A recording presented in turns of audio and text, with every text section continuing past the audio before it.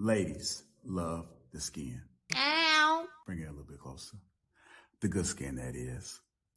That's why having a proper skincare routine is very important, and you need to feel the Teej. The process is so easy, just 4 steps. You got your daily face wash. That's going to clean your face up nice and right. You got your exfoliator scrub. That's going to open up your pores. You got your AM moisturizer with the SPM 20, which is going to protect you from the sun. You also got your PM moisturizer, which is going to make sure your skin is protected throughout the night. Teej has tons of reviews from dedicated customers across the world. I know I said a lot, but it's okay, because guess what? It comes with an instruction card to explain to you in detail what to do morning and night. And because Teej is a sponsor, they're offering my family 30% off along with a free gift. Just click that link that's in the description and feel the Teej.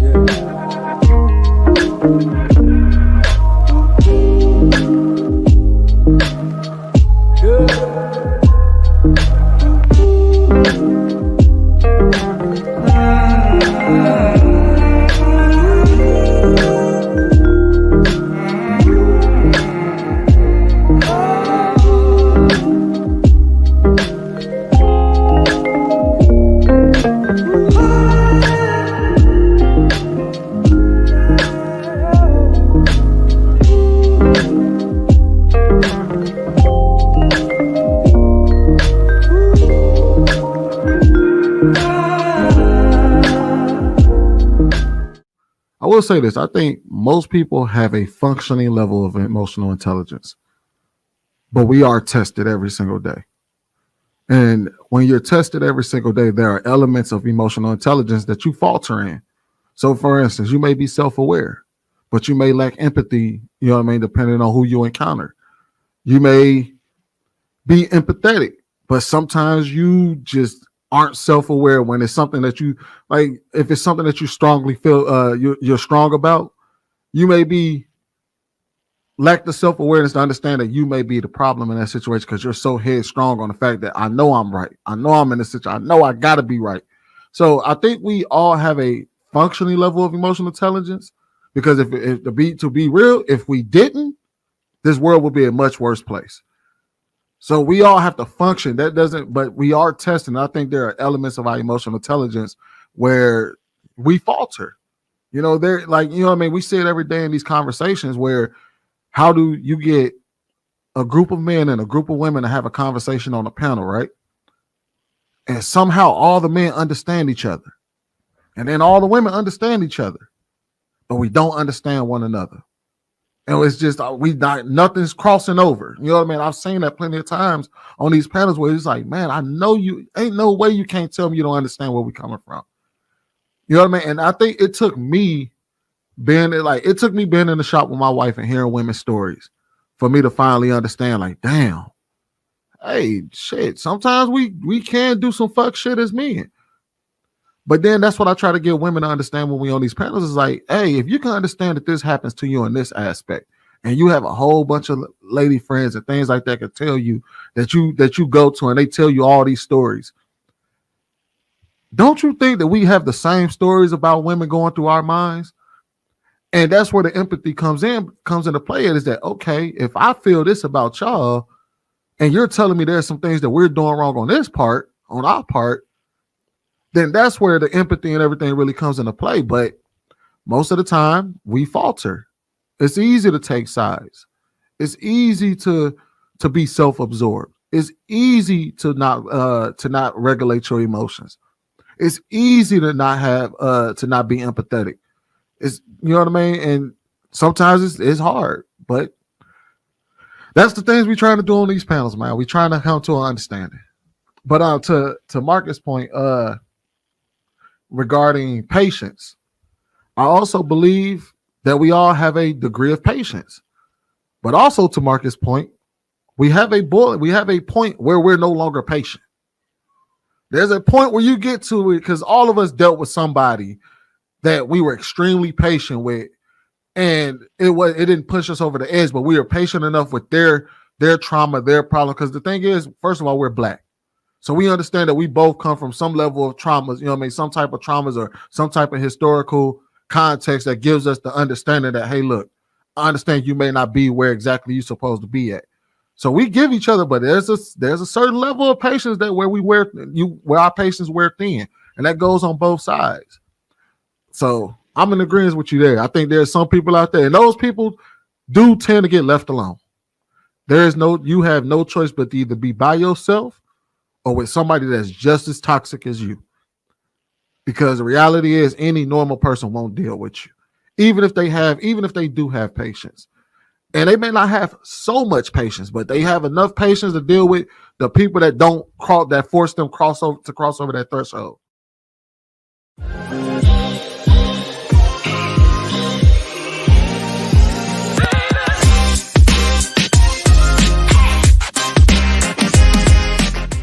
Wait. I know what you're going to say. I'm not a man and I don't have a beard, but he does. And so does he.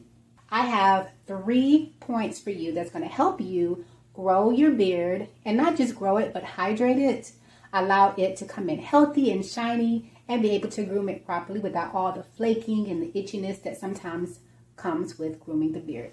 Okay, number 1, be patient and consistent. Number 2, resist the urge to trim and shape your beard for the first 4 to 6 weeks. Number 3, don't hesitate to start now using products. Just had to take a moment to see my beard looking so good. Man. I'll make sure y'all click that link. Please tune in to our next video. We're going to give you more value, more information, and don't forget to purchase our products online at assuredmannaturals.com. There you can get 15% off when you use code Lapeef15, and we'll see you in the next video.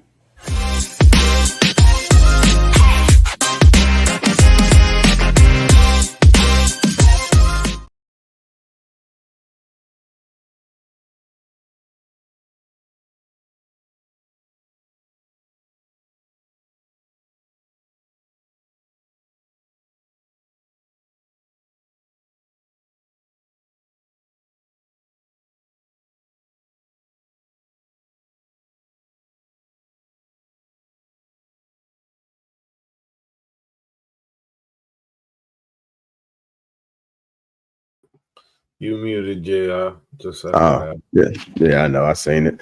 What's going on? Can y'all hear me okay? Yes, sir. Yeah, you good now. You good now. All right. Yes, sir. Everybody, welcome to King Talk. Before we go ahead and get this show started, let me go ahead and get the housekeeping in order. Shout out to the sponsor, Queen Shanley, Uncomplicated Skincare for Men. 30% off along with a free gift. That link is in the description.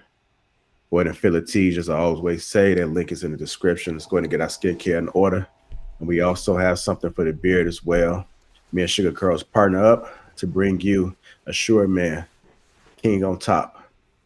If you want to get 15% off, the 15% off will expire on December 31st. So make sure you go ahead and get that 15% off right now. Just go ahead and put the promo code Lapeef15 and go ahead and save you some money. You know, Christmas has gone and passed, but it's still an excellent gift just to present for your man or your husband, whichever one it may be. If you guys haven't already, make sure you hit the like button. Also, make sure you subscribe to the channel. I see the panels in full effect in the chat, per usual. Shout out to Eric. I see you. My Green Gang, Dale Matthews.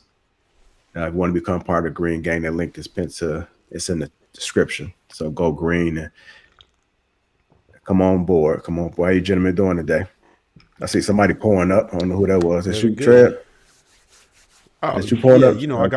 I got my sparkling water. Okay. Yeah. Sparkling water is what we're going to call it, sparkling water. Shout out to the sparkling water, big brother. Yeah. All right. I'm doing all right, man. For some reason, I don't know if there's allergies or something, but I may sound stopped up, so excuse me for that. But we're going to go ahead and keep rocking now because that don't stop the show. I know that's right. I know that's right, big bro. I know that's right. Right on. Right on. Let me go ahead and get this video queued up. Hopefully everybody that's watching tonight, your holidays was a success. Anybody get everything they want? Everybody get everything they want for Christmas? I got another day, big brother. I can't ask for much more. Okay. The kids was happy. That's all. You know, kids, wife happy, family good. Shit, you can't really ask for more. Okay. That's what I'm talking about. Shannon's happy. Girl. Yeah. So you guys are saying all the right stuff. But I'm pretty sure somebody might have been upset or a little bit salty. You know, you get that gift, they come in there. Oh, thank you. Oh, you shouldn't have. Well, I know I've been there. But it's a thought that counts, right? Thought that counts. No? Oh, good. I got me another tease pack, so I'm cool. Okay. I ain't get a tease pack. Don't settle for the thought, fellas. Them days is over. We ain't settling for the thought. They need to match your energy. If you've been taking care of shit all year long, expect something on those special days. We only get about 3 or 4 per year. So, Shannon, do you remember you say men should be okay with accepting gifts? yes. So yes. I'm saying the thought that counts is over. That whole ideology should be abandoned. So you saying we can't? So you saying it's okay for men to accept gifts again now? I've always said that it's okay for men to accept gifts. I thought you was on the side with men should be accepting gifts. Should not accept gifts. Yes, sir. I thought that's what you said. On that side, hell no. Okay. Men should accept gifts. Okay. I think that men should. It's hard for men to do. It's hard for me to say. It's hard for me to accept them. It's because I've been conditioned to it. You know what? You don't got to do that. Don't worry about me. I'm okay. You know, you ain't got to give me nothing. Just whatever. It's not that important. That's what I'm used to, and that's what men are conditioned to. Especially once you get into the leadership role, you're taking care of everybody, you buying shit for everybody all year long, and you sit back and you gloat in the fact that people is happy based on your efforts. But I'm saying that needs to be over with. We need some joy too. Men need joy too. Men like nice too. So the thought that counts, fuck that. No, get me something, especially if you're a producer male and you've been producing all year long for 361 days of the year. You've been producing 4 days of the year. We can sit back and get taken care of. And so no, you go ahead and splurge on pop. And half the time it's our money anyway. You buying shit with my money. So hey, you want to know what that counts really sounds like? When people say it's the thought that counts, it really sounds like an afterthought. It's like, oh, and I got you this razor that was on sale. You know, it sounds like an afterthought, like you wasn't really in the present moment of their thinking while they were out shopping. What the number one reason for divorce is the lack of effort. It ain't irreconcilable differences. It ain't money. It ain't infidelity. It ain't all the shit. That's the stuff we put on paper. It's lack of effort. And if two people gave an effort into their relationship, then people would last longer. Somebody gave up. So I thought he was rubbing it. Okay. So Lewis, what people are saying is, what you're saying, Lewis, is if you gave some effort, I wouldn't have to say it's the thought that counts. That's a byproduct of you not giving a fuck. And I'm saying that we shouldn't accept that no more. I'm with you, Lewis. Well, I got some great gifts that was thought laced. Yeah, if you really thought about it and you really took the time to consider, then guess what? You're going to get what you want because they thought about you, right? When you actually put thought into something, then you're like, okay, what does this man really need? What could I get him to make his day? What right now is he lacking, or what was he looking at? Because, like I said before, when women want to find out who you cheating with, they become detectives. They know how to find your browser history, everything else. When it comes to a gift, give them that same energy. Give him that same energy. If you give that same energy, you're going to know exactly what to get this man. All right, we're going to go ahead and get this show rolling, man. I ain't mean to spark that much of a conversation, but I guess you guys are pretty passionate when it comes to the gifts. And Shannon is representing the men every day. So shout out to Shan for having our back and being our representative. Salute to you, sir. With that being said, hit the like button. Also, make sure to subscribe to the channel. We're going to go ahead and dive into it. I do have a few topics that I want to get to, and I want to give a special thanks to my brother Alan from We Need to Talk. These clips are going to be coming from there. So make sure you guys head over there and put in "We Need to Talk." Some of y'all may be familiar with him. If not, that's an excellent brother bringing some excellent content, and I appreciate being able to use it, sir. So let's go ahead and dive right into it. We're going to do stuff a little bit different this time. We are going to hop right into the main topic, and then we're going to go ahead and go backwards. I'm going to go ahead and get it out the way while we got all this energy. So we are in a selfish season. We are in a selfish season. Let me go ahead and put this banner up, and we're going to go ahead and play the clip. There's such a disconnect between what women should be for men / what men should expect from women. Truly, I feel like a lot of women are in their selfish season. We are in a place where, and I'm in a little bit, so this is about me too, where we are so focused on what we want, what we need, or what we even just desire. And oftentimes what we think we desire, rather than truly honing in on what we need to become to be more attractive or more, I guess, discoverable by what we really truly need from somebody else, if that makes sense. So, like I said, we're in a selfish season where it's all about my healing journey, what I want, what I need. You got to be doing this, bring this to the table. But at the end of the day, you're not taking the time out to focus in on, first of all, what do you truly desire? Are you deserving of all the things that you want based on how you are treating someone else?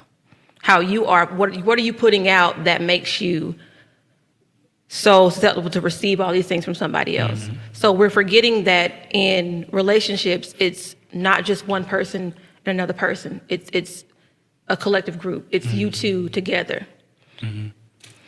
Luckily, I don't have to figure that out. Because Let's go ahead and hop into it. We are in a selfish season. I'm going to go ahead and start with you, Trey. What are your thoughts about that, sir?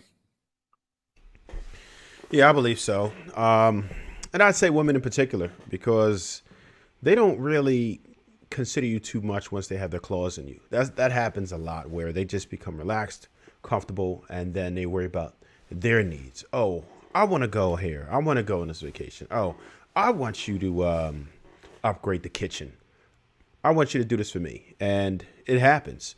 Right now, people have just become more narcissistic and more self-serving than ever, right? It's been men and women, honestly, but you normally see it more so out of women, whereas they feel like you should serve them everything, right? They don't really worry about catering to your needs as much. And it doesn't go all the way, because there are some magnificent women who stay considerate and stay ready to please as well. But that's not what you find very often. I talk to many people who are still in a dating game right now, and it's a madhouse, because everyone is just so concerned about what it is that you can give me. What are you offering? No one really goes into a relationship feeling like they have any type of duty or obligation anymore. Before, we understood and respected obligation and duty.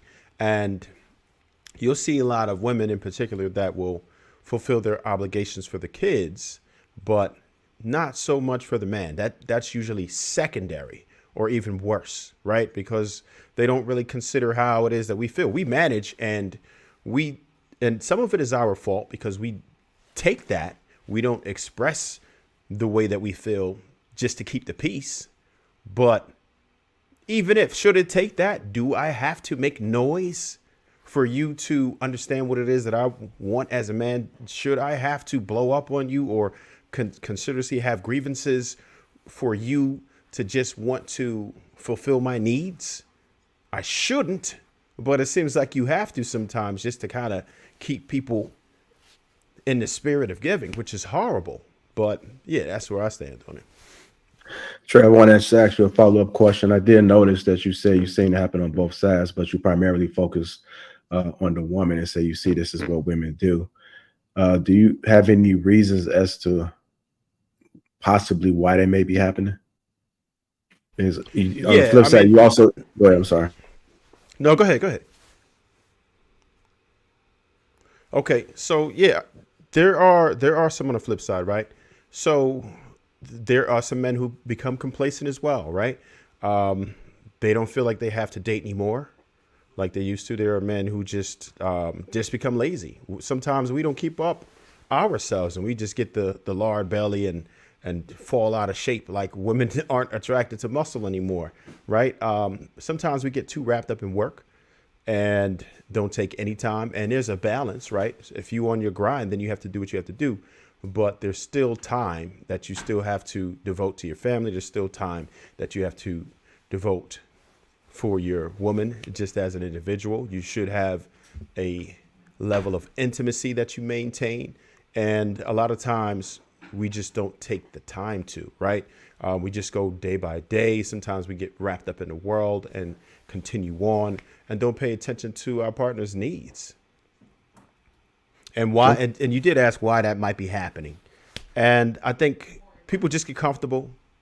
People just become complacent and they feel like the person isn't really ever going to leave. So if once you feel like you have somebody, sometimes you just like, you know what, I'll take care of them. You'll put it off, right? And you'll be like, yeah, I'll do that later. I'll get with them later. And you prioritize everything else but your significant other.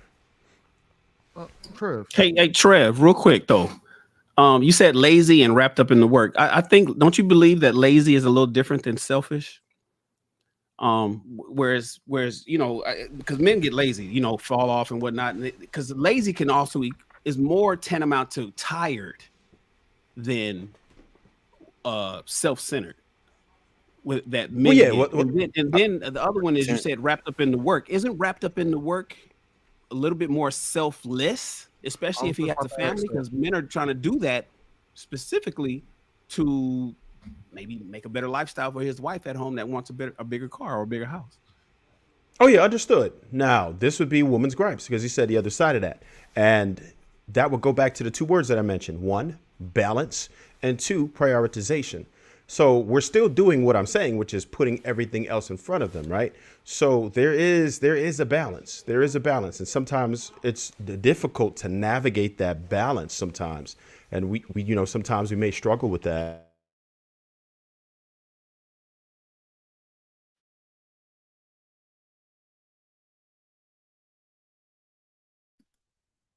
Did he freeze? Can you guys hear me?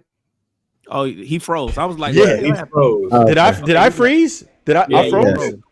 Oh damn! I thought I pressed mute. My bad. I didn't move either, so it probably looked like I froze. Okay.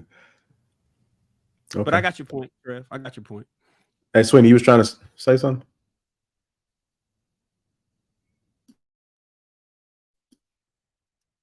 Okay. Go ahead, Luis. What are your thoughts about it, sir? We are in a selfish season. What are your thoughts? We are in a selfish season. I believe so. The things about a selfish season is that it's temporary, right? Just like seasons come and go. If it's supposed to be a selfish season, it's supposed to arrive at a certain moment in your life, and it's supposed to have like an end point. So it comes and it serves its purpose, and then you kind of move on from that, whether you're single or whether you're in a relationship dynamic where you need a certain time to kind of cater to yourself in a particular type of way. It's really turned into a selfish year, from a selfish season to a selfish year. It's really more of a trend in a poor excuse for promoting sort of a type of behavior that leads to dead ends and a lot of circular arguments in relationships, right? I think one of the biggest proponent of that is that people take their eyes off the prize. They take their eyes off their person. They take their eyes off, paying attention to detail. You know what I'm saying? When your person is doing well, when they're not doing well, how to show up for them, big or small things, right? When they either get a promotion, whether they get demoted or when they're establishing a new business, a new venture. I think there are moments that you could celebrate that are selfish. Maybe it's a few days, maybe it's a week, But to kind of go through the duration of your relationship, 2 months, 3 months, 6 months, a whole year, and being selfish and operating a very selfish mindset, it only tanks the bond and the longevity that you already had established. And I think that sometimes people can't go through, human experiences, right, that allow them to need some sort of space or some time. But I think that it's become such a fad that the reasonings behind it, it's like, oh, I just need to do me, but it has nothing to do about the relationship, and it has nothing to do about their growth. Because if they're gonna take at least 2 to 3 months to go invest in themselves, or take a course or whatever it is, and they feel that it's going to better the relationship and whatever dynamic that may be, then it will be a positive investment. But unfortunately, people are kind of consumed in gluttony about spending time alone, but yet reaping all the benefits of having somebody who's at home, who's going to be there when you call, right? And knowing that that person's not going anywhere. I think that, to me, is why, a selfish season has really turned into a selfish year. A year. All right. We're just going to play the clip one more time. There's such a disconnect between what women should be for men / what men should expect from women. Truly, I feel like a lot of women are in their selfish season. We are in a place where, and I'm in a little bit, so this is about me too, where we are so focused on what we want, what we need, or what we even just desire. And oftentimes what we think we desire, rather than truly honing in on what we need to become to be more attractive or more, I guess, discoverable by what we really truly need from somebody else, if that makes sense. So, like I said, we're in a selfish season where it's all about my healing journey, what I want, what I need. You got to be doing this, bring this to the table. But at the end of the day, you're not taking the time out to focus in on, first of all, what do you truly desire? Are you deserving of all the things that you want based on how you are treating someone else? How you are, what are you putting out that makes you so susceptible to receive all these things from somebody else? So we're forgetting that in relationships, it's not just one person and another person. It's a collective group. It's you two together. Luckily, I don't have to figure that out. Because all right. We are in a selfish season. I'm coming to you, Clout. Okay, well, I think that most of what they were talking about was kind of geared towards women, so I'm gonna frame my response in that direction. I would say I agree that a lot of women are in a selfish season. I think there's a lot of nuanced reasons for that, but I think a lot of it has to do with the feminist movement, and I think a lot of male selfless behavior throughout history has been recharacterized as selfish behavior. And so because of that, a lot of women see their empowerment as a rebellion against male oppression. So I think that because so many women in this generation have been raised to feel quote unquote empowered and to empower themselves, I think that they almost inadvertently see selfishness as empowerment. So it's like in their desire to try to not be oppressed by the perceived selfishness of the men in the past or the generations before them, they do things in order to quote unquote free themselves, and those things are often selfish in nature. So I think that has a lot to do with why a lot of women today have that issue. I think also, not just the feminist movement, but just a lot of the conditioning of today's time in general. Everything's very consumer focused, very me focused. Social media, taking selfies, it's very me focused. A lot of the things that are marketed to us are really are really designed to inflate our egos. Like even if you look at like social media, it's like literally the goal on social media is to have a little space on the internet or in the world that's all about you, and for you to promote yourself to the world, and for people to praise you and like you and to give you attention. And if you really, I mean, just that in general is kind of a narcissistic concept. So definitely society as a whole has gone in a more narcissistic direction.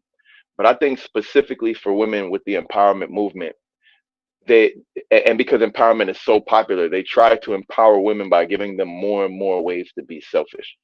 So I completely agree with her in that regard. All right. Go ahead, James. What are your thoughts about it? We are in a selfish season. Man, I totally agree. She made some great points. And honestly, I think we're in a few different seasons right now. We in a if you're talking about females, we in a revenge season. I gotta get him back before he get me. It's a couple different things. Or look at me, I'm rich. I'm on the internet. You know what I mean? Every YouTuber is rich now and stuff like so. It's everybody's trying to make it seem like oh they got it good, or look at the vacation, look at the house I have, rather than just saying hey we regular people type of deal. So I think we in the and this is turning a lot of men away from them, because men don't like women, like men that really want to like marry somebody. They don't want their woman getting so much attention, because now that's another threat. Now I gotta find another way to protect her, or because say my lady out in the street and everybody like know her type of deal. You know that's a you know what I mean that can actually bring trouble to your life. You know, so I think what women would need to do is try to figure out, hey, how can I get the things I need and get the husband as well? And I think a lot of them just thinking about what I need, like she was saying in the video, and waiting till it's too late to try to go find that husband. So they definitely in that selfish and that revenge season right now. So. All right. Go ahead, Marcus. What are your thoughts about it, sir? We are in a selfish season. I think what was his original question? Do men not know their role, and women have unrealistic expectations for the role of men in today's society? And that's causing the selfish season? Was that how he worded the original question? Let me see. You could cut off after he speak. Why do you think there's such a disconnect? Why do you think there's such a disconnect between what women should be for men / what men should expect from women? Okay, cool. Disconnect. Why do you think there's such a disconnect between what women should be for men / what men should expect from women? Okay. Yeah, no, I agree with Clout. I think it's all social programming. I think that changing the roles of women led it to be out of its natural state, and in doing so, you disconnected what women felt was acceptable ways to behave in a relationship. I remember, like right now, they're going back into a part where people can freely bring their man to play and do all the things that women of the past may have done. But there was a 5 to 10 year period where not only was that a no, but other women would tell other women, "Don't you do that," and they would get on them and call them slaves and all type of stuff, specifically for trying to adhere to some of the things that made men feel appreciated. So, yeah, I think it's 100% social programming, 100%. All right. We'll go to you, Brother Hink. What are your thoughts about it, sir? Man, I got to agree with the fellas, man. Yeah, as far as the selfish season, it's been like it probably for, man, I mean, early 2000. I mean, I want to say it's around that time frame when it probably got at its worst. Now, I'm sure there was probably some earlier than that, but I think it really got at its worst probably about early 2000. And now that you have a lot of women, you know, making if much money as the men, but making more, now they really, you know, that really pump up the volume as far as women being selfish, because now they're to the point where they'll tell you, I don't need a man. Doesn't even matter. Matter of fact, I'll have a baby without a man. That's how selfish they are. That you don't even love your own goddamn kids enough to raise your kids with your father or the child. That's how selfish some ladies are.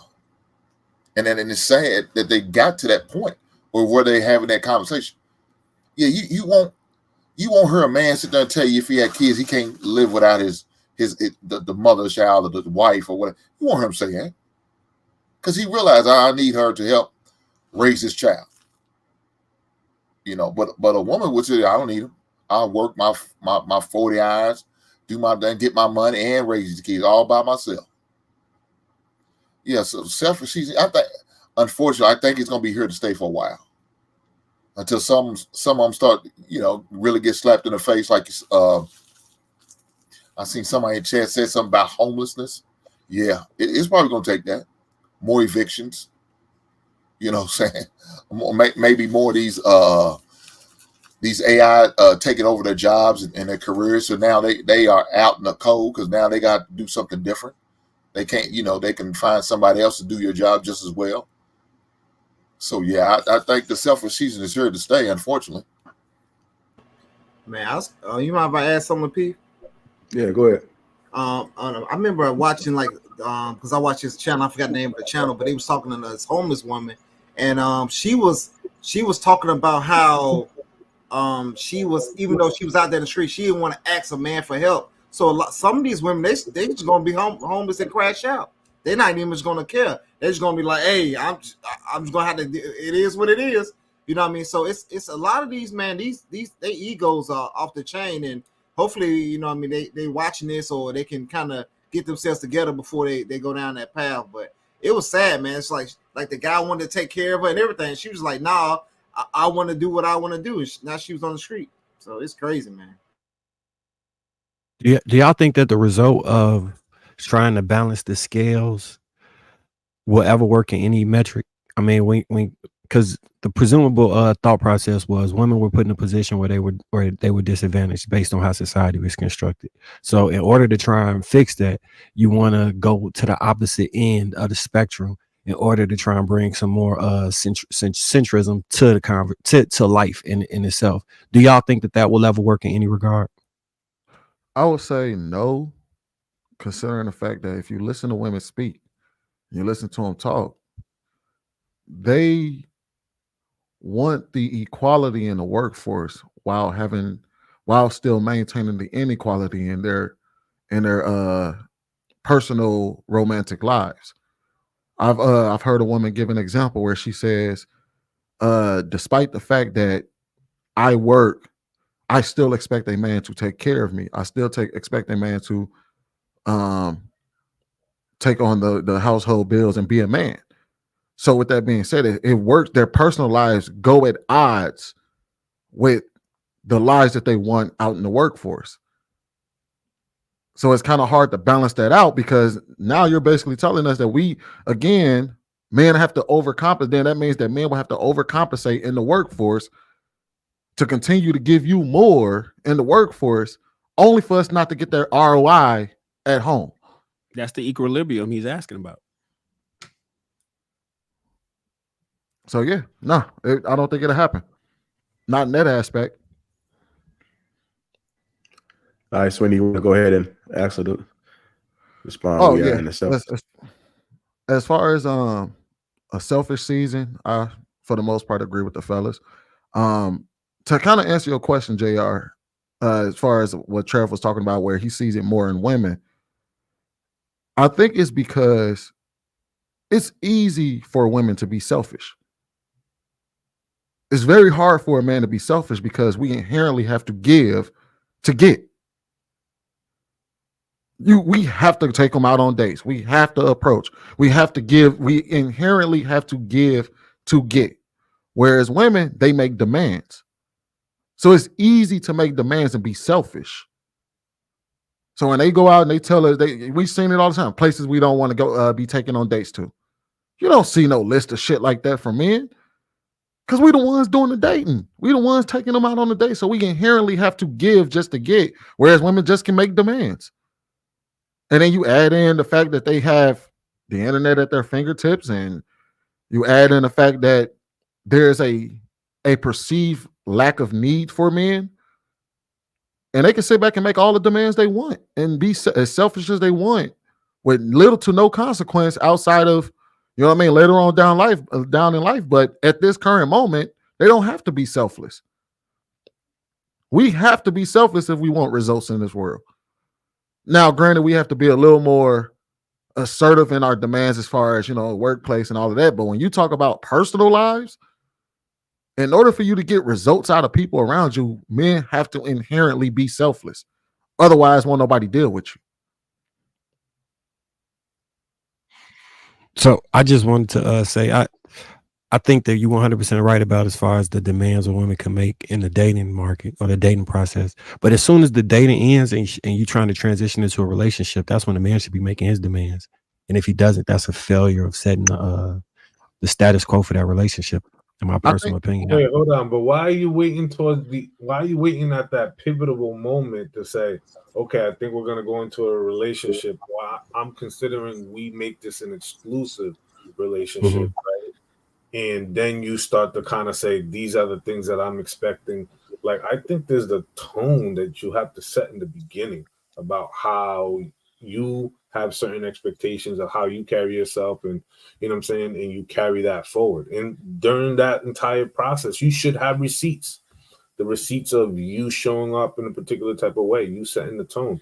You know what I'm saying? That right there are byproducts of you being able to make your case. But like waiting until that moment, you know what I'm saying? Because if there's some things that she might not like, she'll be like, I don't know.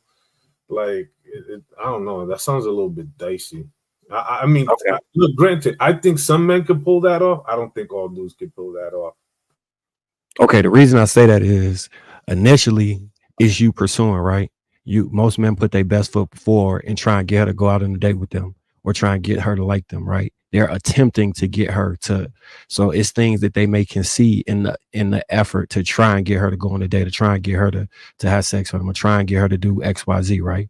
So the portion I'm speaking of is when she transfers from agreeing to date you, begins to like you, and wants to actually move into a relationship. At that pivotal point is where that whatever you were doing in this beginning, like, and I do agree, you should start how you finish, right? But what I'm talking about is a nuanced concept of making sure you explain your expectations clearly. Most men from the beginning, end, or middle do not give clear expectations on what they want. Like say you only like to see your woman wear pink. Like, I just want to see you in pink. You can't start the first date off saying only wear pink. You got to give her a chance to get into it. I mean, you could, but it's more realistic that once you know she wants to be there and she's trying to figure out how to make this relationship work or try to be with you, then you can say, hey, this is what I expect, this is what I like, and then move forward from there. I think you're definitely right about that, right? But I think what's overlooked is that, like, most men are conditioned to not have demands when it comes to women, right? And I think the proof of that is, like, there was the conversation we had in the back chat before the stream even started. I think Hank was asking Shannon, he was asking about receiving and accepting gifts from women, right? And a lot of men have been even conditioned and trained that accepting anything from a woman, it makes them somehow less of a man or somehow weak or something like that. You know what I mean? So I think that a lot of men, when it comes to dealing with women, are conditioned to just be taught to listen, don't have no demands for her. You're supposed to give everything, even asking questions like, what do you bring to the table is considered like sassy. It's considered like, wait, what do you mean you're asking of something from a woman? What kind of man are you? So I think that a lot of why women are in the selfish era too is due to the conditioning of men. I think men have to, in general, get more comfortable with making demands and asking for what they want out of a relationship, because I think all too often we're told that we're not supposed to. Like even Shannon was saying when we had that conversation in the back chat, he's saying, like, nah, get me something, get me a gift. Like, no, you're not just gonna get me them socks or whatever last minute on my birthday or a last minute tie on Father's Day. No, I want the Xbox. I want the PlayStation 5 with the whole bunch. No, you got to let them know what it is you want, because we're all too used to just being like, nah, I'm a man. I'll make it happen myself. I could do it myself. And I think that the interesting about that too is I think that a lot of time when women are being demanding, I think a lot of time in their mind they're emulating men. Like, so in their mind, they think like this is how men are. So I got to get what I want out of every situation because a man would. And so I think sometimes we just have to remember that that's how they view us. And that's how we got to behave. Ask for what you want, and you'll get it. You know. Yeah, you 9 times out of 10 won't get the things you don't ask for. So don't be surprised if you don't ever get it. When Shannon was talking about he want gifts, that's more than get all the gifts you want. Say anything you want. Because I've heard women say, don't cheat me at a chance to be the person that you want me to be, or love you the way who you really are. So I'm a firm advocate. And if you're the type of person that want gifts, go in talking about that. Be real specific. Even tell the type of gifts you want, so she can say yes or no moving forward, because you can't blame somebody for them accepting what you lay on the table and moving forward with it. The only time it becomes an issue is when we have expectations, they're not expressed, and then we upset because things don't go how we expected them to go without clearly expressing that expectation, which would be a demand once you make the expectation known. Yeah, but I wouldn't encourage no young man to wait on letting what his expectations be known. I wouldn't encourage no man of old or more mature age to wait to let the expectations be known. Man, I'm letting them know on the first date. So now I'm going to save my money. Let me know if I'm going to make it on the second date, because she can't handle my expectations. And that's cool. Do me a solid. Save me a few coins. And I move on to the next lady that can handle my expectations, that can live up to what I'm expecting from her, and then can provide what I'm looking for. I'm not going to waste my goddamn time with these efforts. That I would never tell a young man to do it. I'm interrogating you off rip with my expectations. Now, if you can handle them, we can move forward. If you can't, I'm gonna leave you at the restaurant and move on. I think my dating strategy probably was different, because I went in with no expectations, because it was mostly about sex in the beginning. And then when I figured out I liked you, then I could give you my expectations. So I may be speaking from my personal bias.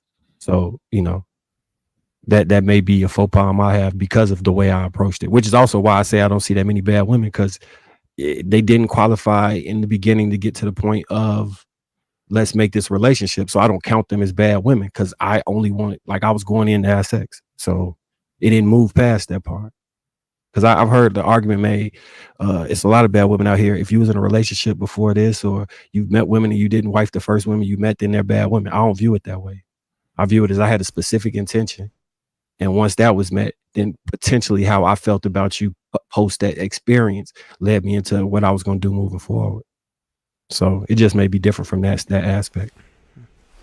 I think a lot of that has to do with the level of attraction, to be honest, because if a woman's really feeling you, you'd be surprised some of the nonsense you could get away with on the first date. But if she doesn't like you, then you have to kind of lower your expectations. If a woman's truly attracted to you, you can demand what it is that you want. If she's not off you like that, then you're going to have a lot more problems. You're going to get a lot of pushback. But as long as you are the guy that she's truly interested, that she truly wants to make hers, then that's the best time. As soon as you figure that out, which might be the very first date, then you just have to let her know what it is going to be to obtain you in the first place. I just want to get Shannon that we are in a selfish season.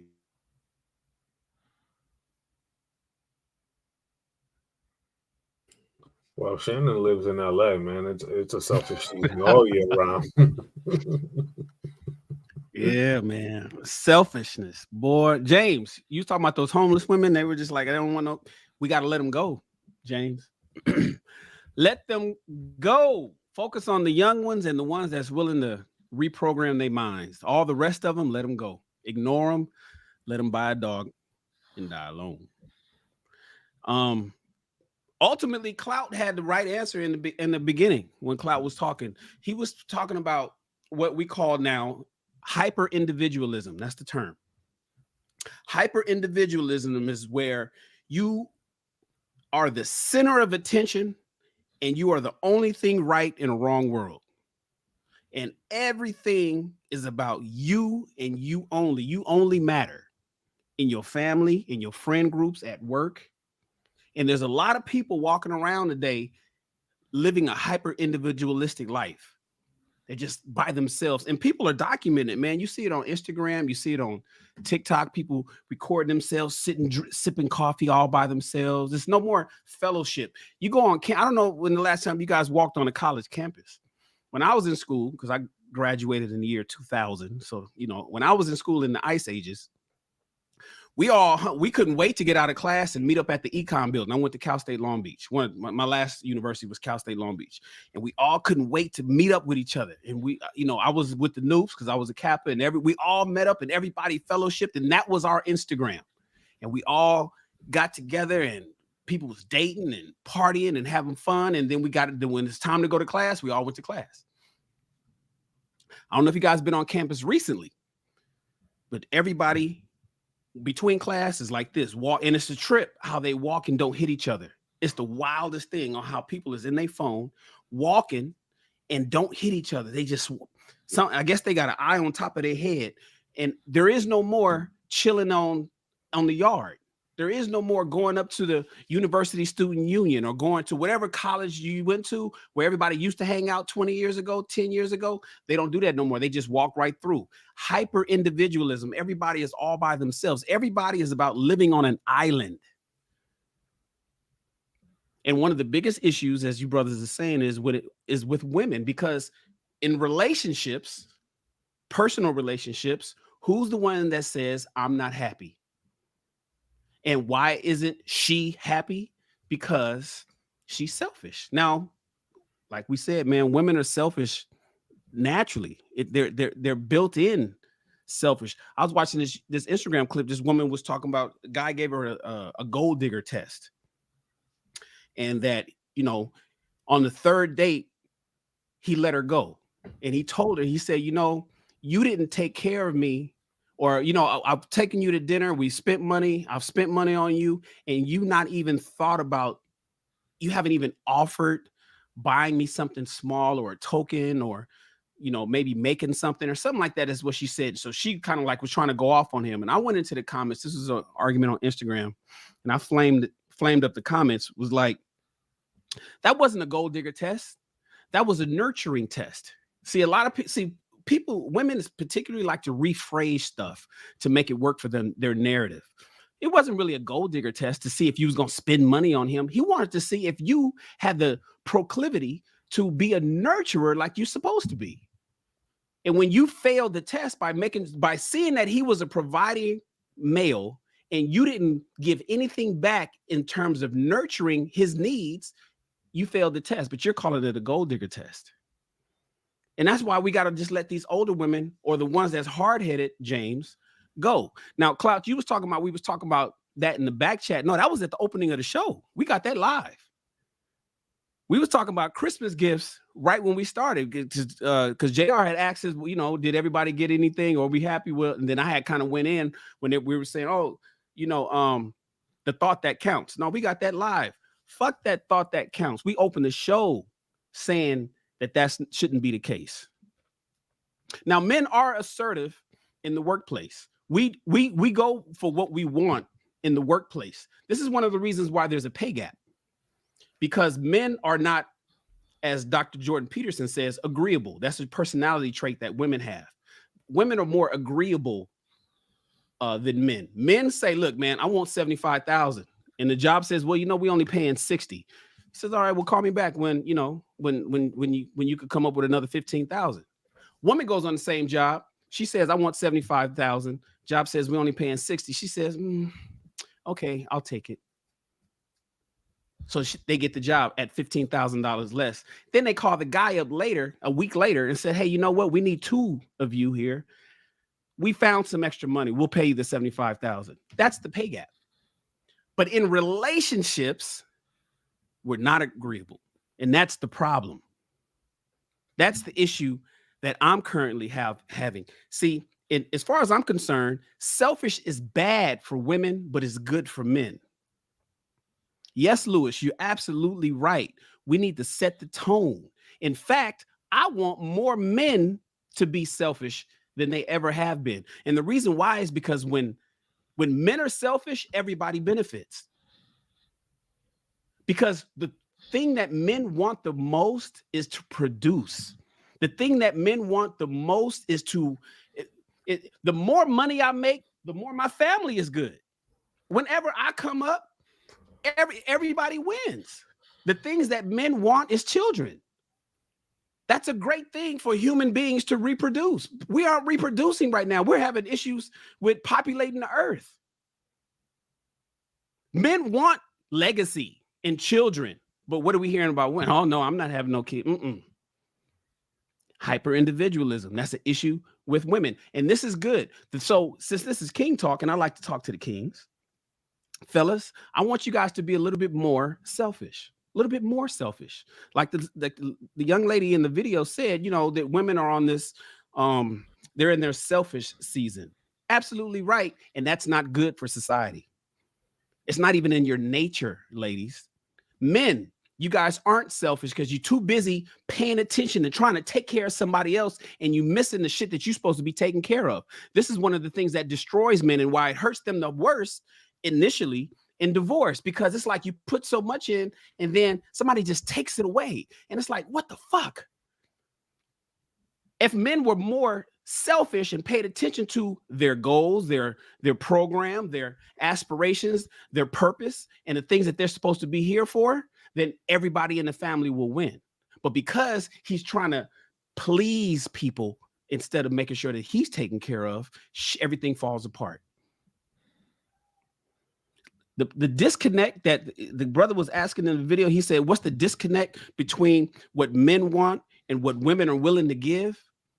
Is exactly what all the brothers said on the panel. It is modern day programming. Men, we are telling, I think Sweetie has spoke on this. We are telling women, we could be on the panel and we are speaking, we think it's not Martian. We are telling you in plain English what we want. And it's going right past you. And you're giving us what you think we want. But it's coming from a selfish position. So what I like is for men to be a little bit more selfish and pay attention to what they need. And hell no, the thought that counts don't count no more. Not for Christmas gifts, not for Father's Day, not for your birthday. No. Demand what you want up front, the way Hink said, so we don't have to waste no time. Early on in the relationship, establish what you, in fact, I'm going to create a dating contract. And I'm going to put it on ShannonRalls.com. And everybody use this dating contract. Say, hey, sugar, this is what is important to me. And I need you to understand this. And if you can't follow these things, let's cut this early. So I don't have to waste no time, and damn sure don't want to waste no money. Men need to be more selfish. So if anybody is in their selfish season right now, it's women, and they need to come a little bit down off of that. And men need to go up that mountain a little bit more, in my opinion. I just want to add one thing. Oh, you got it. Go ahead. I was gonna say, Shannon. I think I understand what you're trying to say. Basically, with we gotta let these women die alone, get a dog, and all that stuff, right? But it sounds good in theory. But if you really think about it, we don't understand. Like you saying, men will tell women, "Hey, this is what we want," and it goes straight over their head. But guess who they listening to? Those same old women that's dying alone. So the younger women they're not listening to us. I was talking to this one young lady trying to get her married. I was like, hey, you need to lose some weight, whatever. So you can be able to get the type of man that you saying that you want. I work with a young lady. She's early 20s. She was like, what? Dang, the older women, my mentors was telling me I need to gain some weight. They telling me I'm too skinny. And I said, they're your competition. That's why. So a lot of the times we thinking like, hey, those ladies that you telling to die alone, they poison the young women. James, but what was the ultimate outcome with that young lady you work with? Did she start to understand what you was talking about, or did she flat out reject what you said? No, she rejected what I said. She's still fat. No, she's still up in weight. You know, so because they listening to their mentors. That's the people that they listening to. So if we want the young brothers to coming up, because I'm sending her for a young brother, you know, or older man if she wants that, right? But she listening to the older women. You know what I mean? So we can just say, hey, die alone, peace, whatever. But they're gonna throw that same rat poison to those young girls. Yeah, unfortunately, and that's why I said we have to. That's why I have mentioned to you. I said we have to let the older ones go, and the ones that are not willing to reprogram, which can include some of these young ones. There's going to be casualties of this war, you know, and unfortunately, the ones that are hard-headed and are setting it. And you got some 18-year-olds setting their ways. They've been indoctrinated from childhood to be unmarriageable. You got to let her go, man. And you got the older ones. So you got to, in my personal opinion, there's a ton of women out there that are willing to work with men. I think it's a very loud minority of women, of young women. Let me get this right. Let me be clear. Under 35 years old today, I think there's a lot of under 35-year-old women that are looking for guidance, and they know they auntie ain't who they supposed to be listening to. You just got to find them, fellas. And then you got to find other women that's going to be able to land it and speak to them, because us speaking to them, it looks like we're hating, or we just want to fuck, or whatever it is. So I don't have all the answers. I just know what we need to do to get there. I don't know how to get there, though, necessarily. I think that the real issue with what you're saying, Shannon, the only problem with that is that women respond very heavily to groupthink. So it's like, it's very hard for you to individually, I guess, reprogram or recalibrate one woman's mind, because women often put the desires of the group over the desires of any given individual. So the problem with this is it's like, it has to be something that women are embracing as a group. It has to be like a trend, because if women as a group are saying that it's okay to be married and stay out till 3 a.m. in the club, if women as a group are saying that, then it doesn't matter what you as an individual is saying, because the group says that that's okay. And the group says that that's not selfish, but that's actually empowering. And that's her expressing her individuality. So while you're telling her, hey, you're being selfish right now, the group is telling her, well, no, do you, girl? You're empowered right now. This is what a woman's supposed to do, and nobody should take that power from you. So it has to be attacked on a group level. How do we divide that group to the ones that we can't help versus the ones that want help? How do women? I get it, they're group think, but does it have to be one big ass group of women from 18 to 80, or can we split it to these are listening versus these that are not? That I don't know, because like, it's hard to tell the good ones from the bad ones. I mean, I'm sure we can. I'm sure we can. It's just very difficult to be able to tell who's who. You know what I mean? So it's like, I think Illusopical has said that or a long time ago on his thing that went viral. The good girls are standing next to the hoes. So it's like, you really don't know the difference between the two. There are a lot of great women out there that are selfless, open-minded, and I also think that that's another thing that needs to be added. I think there has to be a lot more positive reinforcement shown to the women that are that way, and a lot more social reinforcement, like men as a group. You see, it goes back to that group thing. I think if men as a group are praising the ones that behave in the ways that we want them to behave, I think more women are going to be like, oh, okay, I see a group of men are praising this type of behavior. You said you didn't know. That sounds like a Well, great it just came to me. It just came to me while speaking. So because one thing I do hear from a lot of women a lot. I do hear this from women a lot, is when it comes to, like, let's say, for example, BBL women and stuff like that. In their mind, whether it's true or not, I can't prove. But in a lot of women's mind, the way they look at it is, these women have the approval from the types of men that we want. So we're all chasing to be like this because these women have the approval. So I think that if we are a little bit more, what's the word I'm looking for? I guess discriminatory about how we give out that praise and how we give out that attention, I think it will show women over time that, hey, you know what? These women that are behaving in an unruly way are getting less of the response and getting less of the benefit, but these women that are getting it. Because I mean, even if you look at like the Simone Biles situation where her husband, like a lot of women don't like the idea of chasing a man or whatever the case is, but he said that he was a problem, but she's married. You know what I'm saying? Like, she's married and he makes a lot more money than she does. So she's married to a guy. She's married to a good looking dude who gets a lot of money. And I'm sure a lot of women would want to get at, no matter what they say about him calling himself the prize. She took the effort to think a little bit out the box, and she's reaping the benefits from it. So I think that if there's more situations like that, women will start seeing, you know what? The women who we haven't been trying to be like are actually reaping the benefits, and the one we've been following aren't reaping the benefits. Let's follow the right direction. I Well, totally I'll agree, say, man. Like I Yeah, totally yeah, agree. and we got to transition, y'all. but I Yeah, was we gonna got. Cloud, you said like you just said, you know what I'm saying, going off of Shan, you pretty much laid it out. I said this like I don't know how many episodes ago. Gotta start the new year, no like, no comment. Gotta have a no like, no comment movement for like 2 to 3 months. Don't like nothing, don't comment on anything. There's going to Forever. be a dry IG, season. No like, no comment IG season. It's gonna be a drought. And then once you start to see the transition and the pivot, you start to like the women that actually matter, that the women that actually don't get the praise or the attention of the notoriety. Those are the ones that, you know what I'm saying, that shift in energy has to kind of go through, right? And then you will see women transition. You know what I'm saying?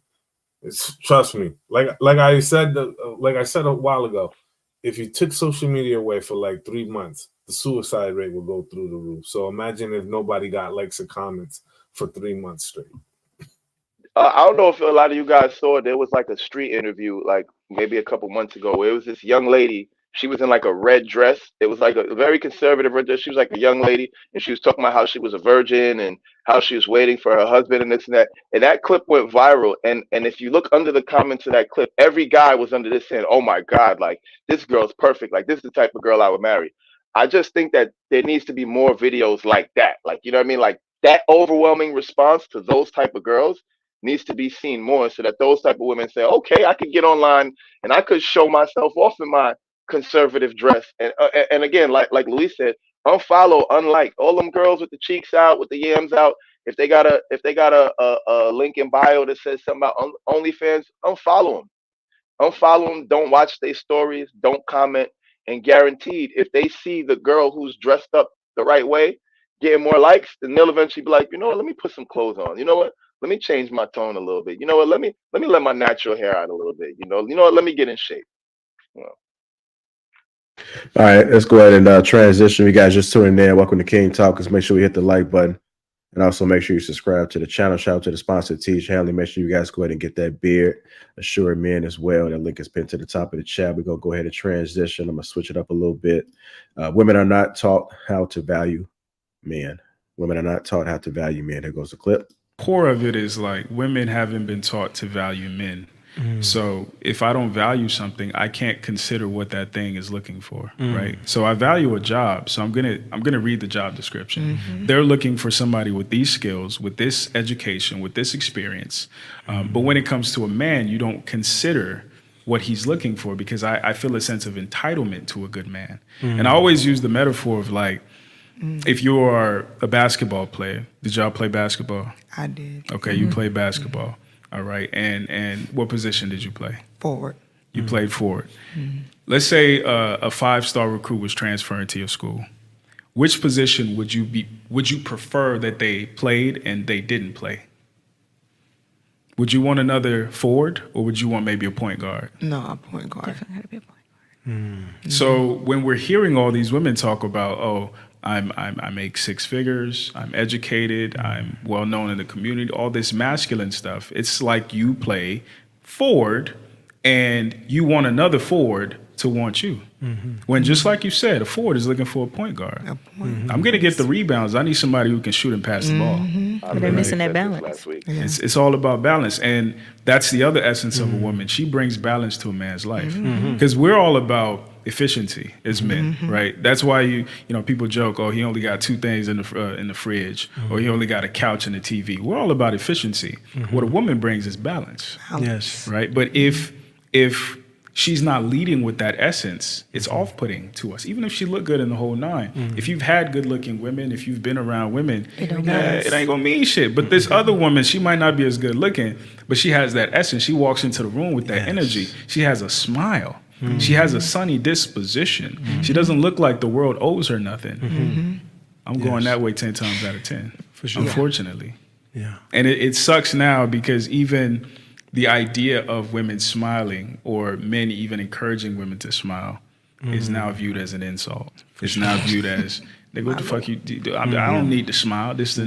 And now resting bitch face is praised. Yeah. And I'm like, yo, are you guys looking at the big picture? Like a lot of dudes, and to your question, how do we fix this? A lot of dudes' answer to that is we're gonna leave. Yeah. And we're gonna have them sit with their nonsense and have them die alone, like Kevin Samuels and people like that would say. And eventually, maybe the next generation of women will figure it out. And I'm shouting like, yo, the good dudes are leaving and the bad dudes, they just gonna keep fucking y'all over because there's no incentive for them to change. All right, let's go ahead and get into it. Women are not taught how to value men. Go ahead, Clout. I just got to respond because what he said just sounds almost exactly like what I said. I think it was last week or the week before when I was saying like a lot of women think that the way to attract a baller is by showing off their dribble. And it's like, nah, I don't want to see your dribble. I want to go for the girl who's bringing me the waters and the Gatorades at the end of the game. The woman who's wrapping my ankles and wrapping my knees up and stuff like that. You know what I mean? And it's like, he's essentially saying the same thing. A lot of women don't know how to value a man. And a lot of times the way that they think they're valuing a man is actually competing. You know, like they're trying to be a baller too. They're trying to be a forward too. And it's like, well, we don't need another forward on the team. We need a manager. We might need some cheerleaders. We might need somebody a medic or whatever. But we definitely don't need more players on the court. So I completely agree with him. A lot of women have absolutely no idea how to value men, and they're not even taught that they should value men in any way. So by the time they start realizing that they should, and that, you know, it's something that they should learn how to do, a lot of time it's too late for them. Yo, Cloud, this actually goes back to something you just said a few moments ago, which is feminism, right? Because feminism has told women that they should be strong, right? It's taught them so many different ways to be masculine, right? You need to give money like men do. You need the opportunities that they are. You need to go ahead and date a million guys and catch as many bodies as they can in their 20s. And the problem is every single thing that feminism has taught them repels men, and they don't understand that part. They think that them doing what it is that we do is going to attract them. That would be equivalent to me thinking that I could just go ahead and act like a woman and start attracting women. Like, I can't just say, oh, you know what? I'm about to go get some high heels right now, and I'm going to attract women. I can't start acting feminine and start switching and waving my fingers and pop. You know what I mean? It's not going to work.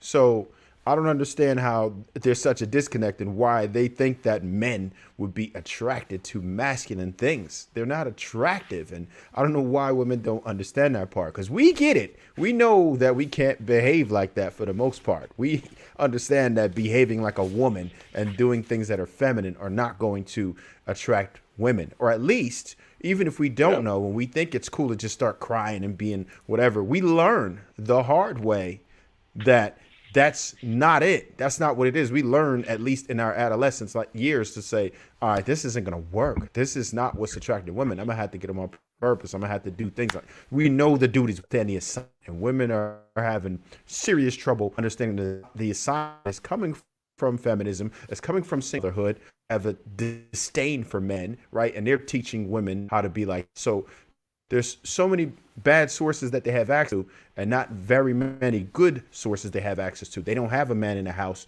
to show why a man should be appreciated. They have the absence of a man to show why you don't need a man. So how the hell are they going to know how to appreciate and treat us if they have never been taught to? I want to add something to what you said, because like there's an example of this. I was having a conversation with a young lady last week, and we talked about this, and I was saying, like, even if you look at entertainment, right? If you look at like whoever at any given time is considered the most masculine artist, let's say it's a 50 Cent, Little Baby, whoever, right? If you go to that artist show, right, they're attracting the opposite sex. If you go to that artist show, the crowd is full of women, right? However, if you go to the epitome of what's considered femininity today, which is a Beyonce, notice that as feminine, quote unquote, as Beyonce is, she doesn't attract heterosexual men at all. If you go to a Beyonce show, you'll almost see zero heterosexual men in the crowd. It'll be mostly women and homosexual men. So if you even just look at that dynamic, it just shows how far women are off from actually understanding men at all. Because there was a time where a female artist of that caliber would attract men to their concert. You know, like men would be online to go see this feminine person. But that doesn't happen in today. The female artists are attracting women, and the male artists are attracting. So the males are expressing what it takes to draw the opposite sex to them, but the females are expressing what it takes to draw the same sex to them. So I just found that to be interesting. All right, let me go ahead and get some of the other guys in here on this Women Are Not Taught How to Value Men. I'm gonna go ahead and go to you, Sweeney. What are your thoughts? I kind of want to touch on something really quick because I think was that Trev that mentioned the whole smiling thing. Was that you, Trev? Somebody mentioned something about women smiling. No, no, no. The guy in the video said that. Oh yeah. And I got a question for y'all. What is something that men have to give in society to women? Regardless, like what is our job or our charge in society for women, regardless of whether they're in relationships with us or not? Protection. Go ahead. Anybody can answer. I said protection. Oh, okay. Protection, money, problem solving, safety. Okay, I so think it's the perceived idea of protection. The perceived idea of protection, you know what I'm saying? Because, like, let's be honest, man. Nobody's out here just jumping in front of bullets for random women out here. You know what I'm saying? Like, especially when you got a wife or a girl or family. You know what I'm saying? Like I just don't see dudes going above and beyond like that way. I think there is a level of like, you know, intervention, but not to the one that most people think about. I would say that may be true to a certain degree today. However, for the better part of human history, that was not the case. Most men were expected to give or put their lives at risk for the women that were around them, regardless of whether they were romantically involved with each other or not. For example, we even seen the instance with the brick lady. There was an expectation that men were supposed to step in and combat whoever she encountered with the brick. But that's not the point of the reason why I'm asking. My next question, follow-up, is what do women owe men in society, that whether they're romantically involved with them or not? We know what y'all just said, protection regarding men. What is something that women supposed to do for men in society, regardless of whether we're in relationships with them or not? Respect. Fetus. Said the fetus. Nothing. It used to be once upon a time a smile. It really was. Like in the olden days. In the olden days, like I think there was a once upon a time in our society, like where women would just, you know, owe men, it was a smile. You will see men that will come out of the steel mill or the construction sites, and they would see, you know, hardworking blue collar men, and they will smile at them, right? I think that or men that will return from, you know, from the armed services or war, there will be a certain smile, a certain energy. Like, I don't think that even exists anymore. So, you know what I'm saying? Like, I think that element is kind of gone. So what I'm getting at is that it kind of ties into the level of value that women have for men today.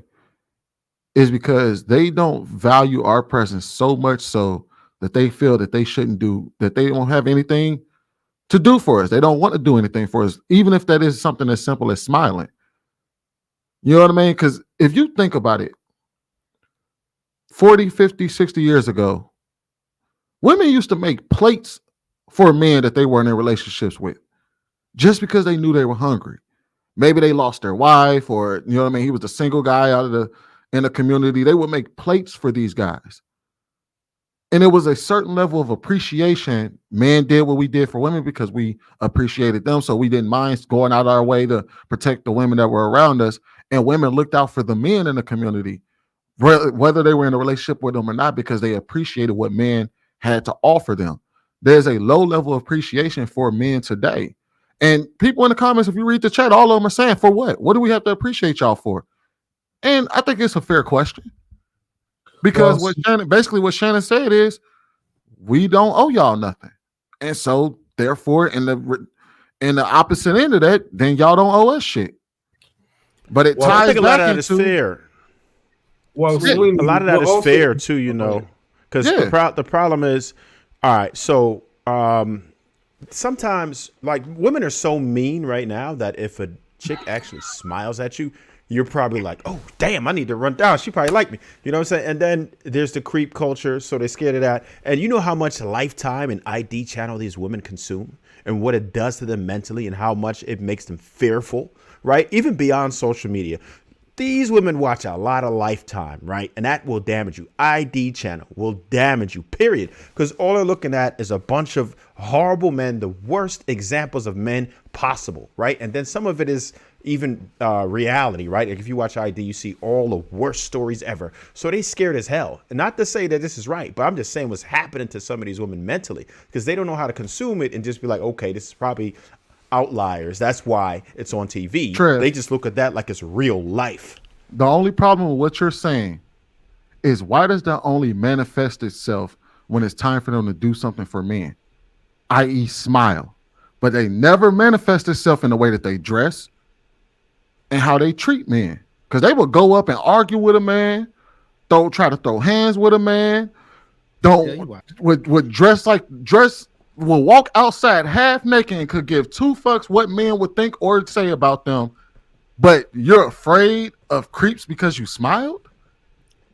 So, Sweeney, listen, and to answer your question, I know JR wants to get back on the what's scrolling at the bottom, but to answer it, what you're speaking of is so human beings, we're a colonial species, right? And so for thousands of years, I think somebody mentioned, or for millennia, we lived in colonies and we were tribal.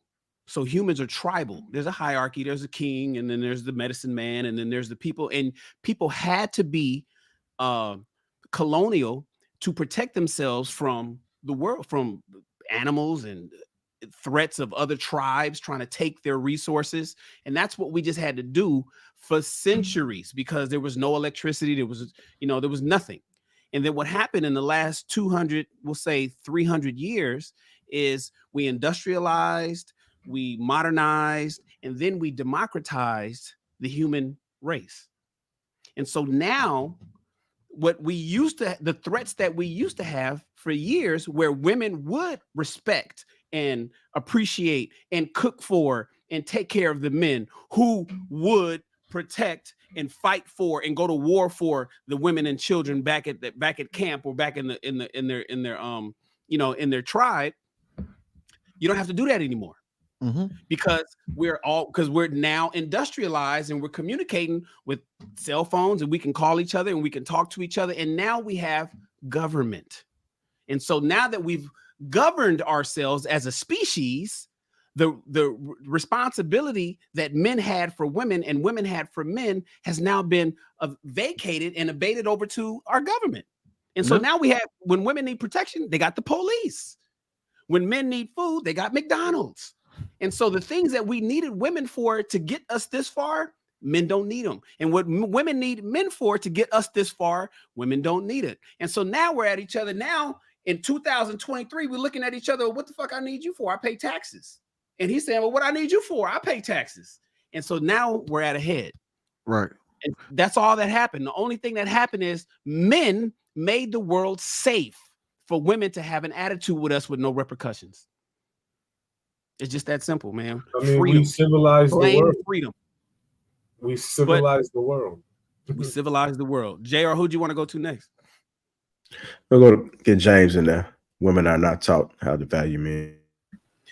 It's kind of, so when I was listening to what he was saying, I started like thinking of different concepts that kind of make me help me to display my point. And one concept, like y'all know y'all like mom or dad used to tell y'all, "Oh, you book smart, you're not street smart." Like they used to say that. I'm from the South, so they used to say that all the time. To different people. And I think just to today's time, the women are just not relationship smart. It's kind of like on that side because going off Klaus' point with the balance, right? In ancient time when they was balancing the scales and stuff like that, they had different currencies. So they was trying to figure out, hey, this amount of this is this, and this amount of this is that, right? But they trying to balance the scale with the same thing. And you don't balance a scale with giving the same thing that you're trying to give somebody. You're trying to give them something different. So I think with that confusion of them trying to be the man that they want rather than trying to be in the woman for that man has confused them, because just like I said, a lot of the older women has taught them all this BS. That's how feminism got so popular, because the older adults was teaching the young girls and they raised them up from youth. And then now that same older generation taught the young women the same thing. And now we send on 40, 60 years of BS. And now we trying to we trying to figure it out. Hey, no, that's stupid. That's not, because even the good women got some of these ideas in their head too that you kind of gotta flush out. So sometimes you gotta be patient with some of these ladies. But I know somebody got the the patience. Hey, that's on you. But it's crazy how in today's time that we can't get it together. But it's going to have to be a reckoning. I want to add one more thing. This just came to my mind, but I think it's possible that chivalry might have had a impact on why women might not value men. And I'm thinking about it kind of because why I say chivalry might have done that is because if you really think about chivalry kind of sought to shield women and protect women from seeing all the ugly sides of life, right? And I think that by shielding women from the ugly sides of life, they actually don't see what we actually do. So everything that appears from their perspective, it just pops out of thin air. Like, for example, women don't see police go through training. They just see police on the street. They don't you know what I mean? They're not seeing the construction workers while they're building the buildings. You know what I mean? Like I forget who said it before, but women used to bring food to the construction workers because there was times when you could actually see the construction workers on the construction on the construction site sitting off of a beam 300 feet in the air. So you could see they clearly needed help. So you could actually visibly see the sacrifice they're making, right? You see construction workers now, they got machines, they got devices. So I think from the woman perspective, they don't really see the hard work that men do. They don't see the actual danger that men are put in because we've actually shielded them from viewing it. But the contributions that women make, unfortunately, the difference is that their contributions were often made in the home. So everyone saw those contributions. We saw mom in the kitchen cooking, but we didn't see dad at the steel mill. You get what I'm saying? So I think that created this idea that, well, I see mom here cooking, so I can clearly see her contribution and value it, but I don't see what dad's doing. I don't see that 300-pound beam almost crushed his brains. You know what I mean? I didn't see that he watched one of his best friends on the job die because he fell off a cliff in a coal mine. I didn't see that. All I saw was him is dad come home. Yeah, all I see is him come home, throw his bag down and sit down and ask for food. So in from my perspective and from a lot of young women's perspective, they're looking at wow, look at dad. He's a selfish asshole. He just comes in, throws his boots down at the door, expects mom to clean up everything. But that's because she don't know that he almost died today. You know what I mean? So I think that maybe men need to kind of stop shielding women from the world that we live in and let them really see the reality of what happens. Because I think by getting a glimpse into the reality of men's working environments, the type of things we deal with on the street, the type of conversations we have, I think they'll be like, oh shit, wait, this isn't really a cakewalk. Like these guys actually do risk their lives on a day-to-day to make this world a safer place for all of us. So I think chivalry may have played an impact, What do y'all think about that? Nigga, you drop. What can we say after that? I don't even got no input. Yeah, you on fire. Like everything you just said today, I'm like, okay. You do a show, Chloe. You firing all cylinders tonight. You gotta have to do a show on that one, bro. Just by itself, you gotta schedule a day with JR to come up on the Lapeef Network and do a show on that alone. Chivalry should have never lived. That should be the fucking title. God Let's do damn. it. Yeah, I think it shouldn't have survived because it did work for a time, right? And the other thing about that is that I don't know if women ever saw it, right? They never really saw what we were doing, but they appreciated it more. And to go back to Cloud's point again, once we started to say, all right, feminism is here, they can do that, we should have stopped everything else. Like, okay, this is what y'all want. This is what y'all gonna get, right? And everything that's going on right now, all of this nonsense that we're seeing with females feeling like they don't need men, we really could put that to a halt, right? Like a lot of us got friends that we help that just because, right? But they're going to have to be a casualty of war. We got to stop being those orbiters waiting for our turn. When a woman hasn't earned it, don't give them nothing. Humans don't respect anything that isn't earned. Don't give it to them. Just because you're beautiful, just because you're cute. No. If you don't hold open doors for fat women, don't do it for a cute woman either. You got to show the same energy, the same respect. Don't do anything special because they're beautiful. You got to boycott it all together. Don't let no woman get nothing off. If she hasn't earned it, she don't deserve it. Pussy, Trev? How they gonna get some pussy? How we gonna get? Oh, you can get it. Well, see, guess what? You earn. Well, then you're earning it. That's different, right? I'm just talking about that, and that's locally. I'm talking about like expanded because we do a lot of things for people. We all do that just for women because oh damn, she fly. Let me see how I can help her. We got to stop all that, right? Just like we were talking about earlier with the social media, dead it all together. All right, I got a boycott. I'm starting with that. So it is what it is. We have to shut it down because we're not rewarding women of virtue. We are rewarding 304s, right? Or just because you're cute, but you don't offer any value. And until we shut it down, and we have the power to shut it down, and we also have to police ourselves. When you see one of your homeboys doing that, shut it down too. Tell them, nah, we ain't doing that. 2024 ain't going like that. We're not rewarding 304s. We're rewarding virtue. Tell them the hell with that. And then, because women can't really last. When that side of the bed is cold, right? When we're not smashing those women, when we're not catering to those women, when we're not doing things that they didn't earn, they're going to feel it. They have to understand it because at the end of the day, women need men way more than men need women. We would survive a lot longer without them than they would without us. But they don't know that because we never exercised our power. If we stop being weak and stop succumbing to their beauty, then we have a fighting chance. And this might go on. It could be a generation washed. We might lose a couple. We're going to lose a couple. It's going to be a battle. It's going to be a war. But guess what? When the smoke clears, when it's all said and done, we can come out on top. We're just not exercising our power. Well, Trevor, I think that's going to happen real soon entering this new year. I think 2024 is going to be a very, very rough year for a lot of people. And you're going to see people struggle. Like, if you're going to see a moment where people are going to complain on social media the most, this upcoming year is going to be that year. And you'll probably see a lot of people kind of regret all the mistakes that they made in the previous years. Hey, Lewis, have you heard divorced people today are getting divorced and still living together because they can't afford to move out?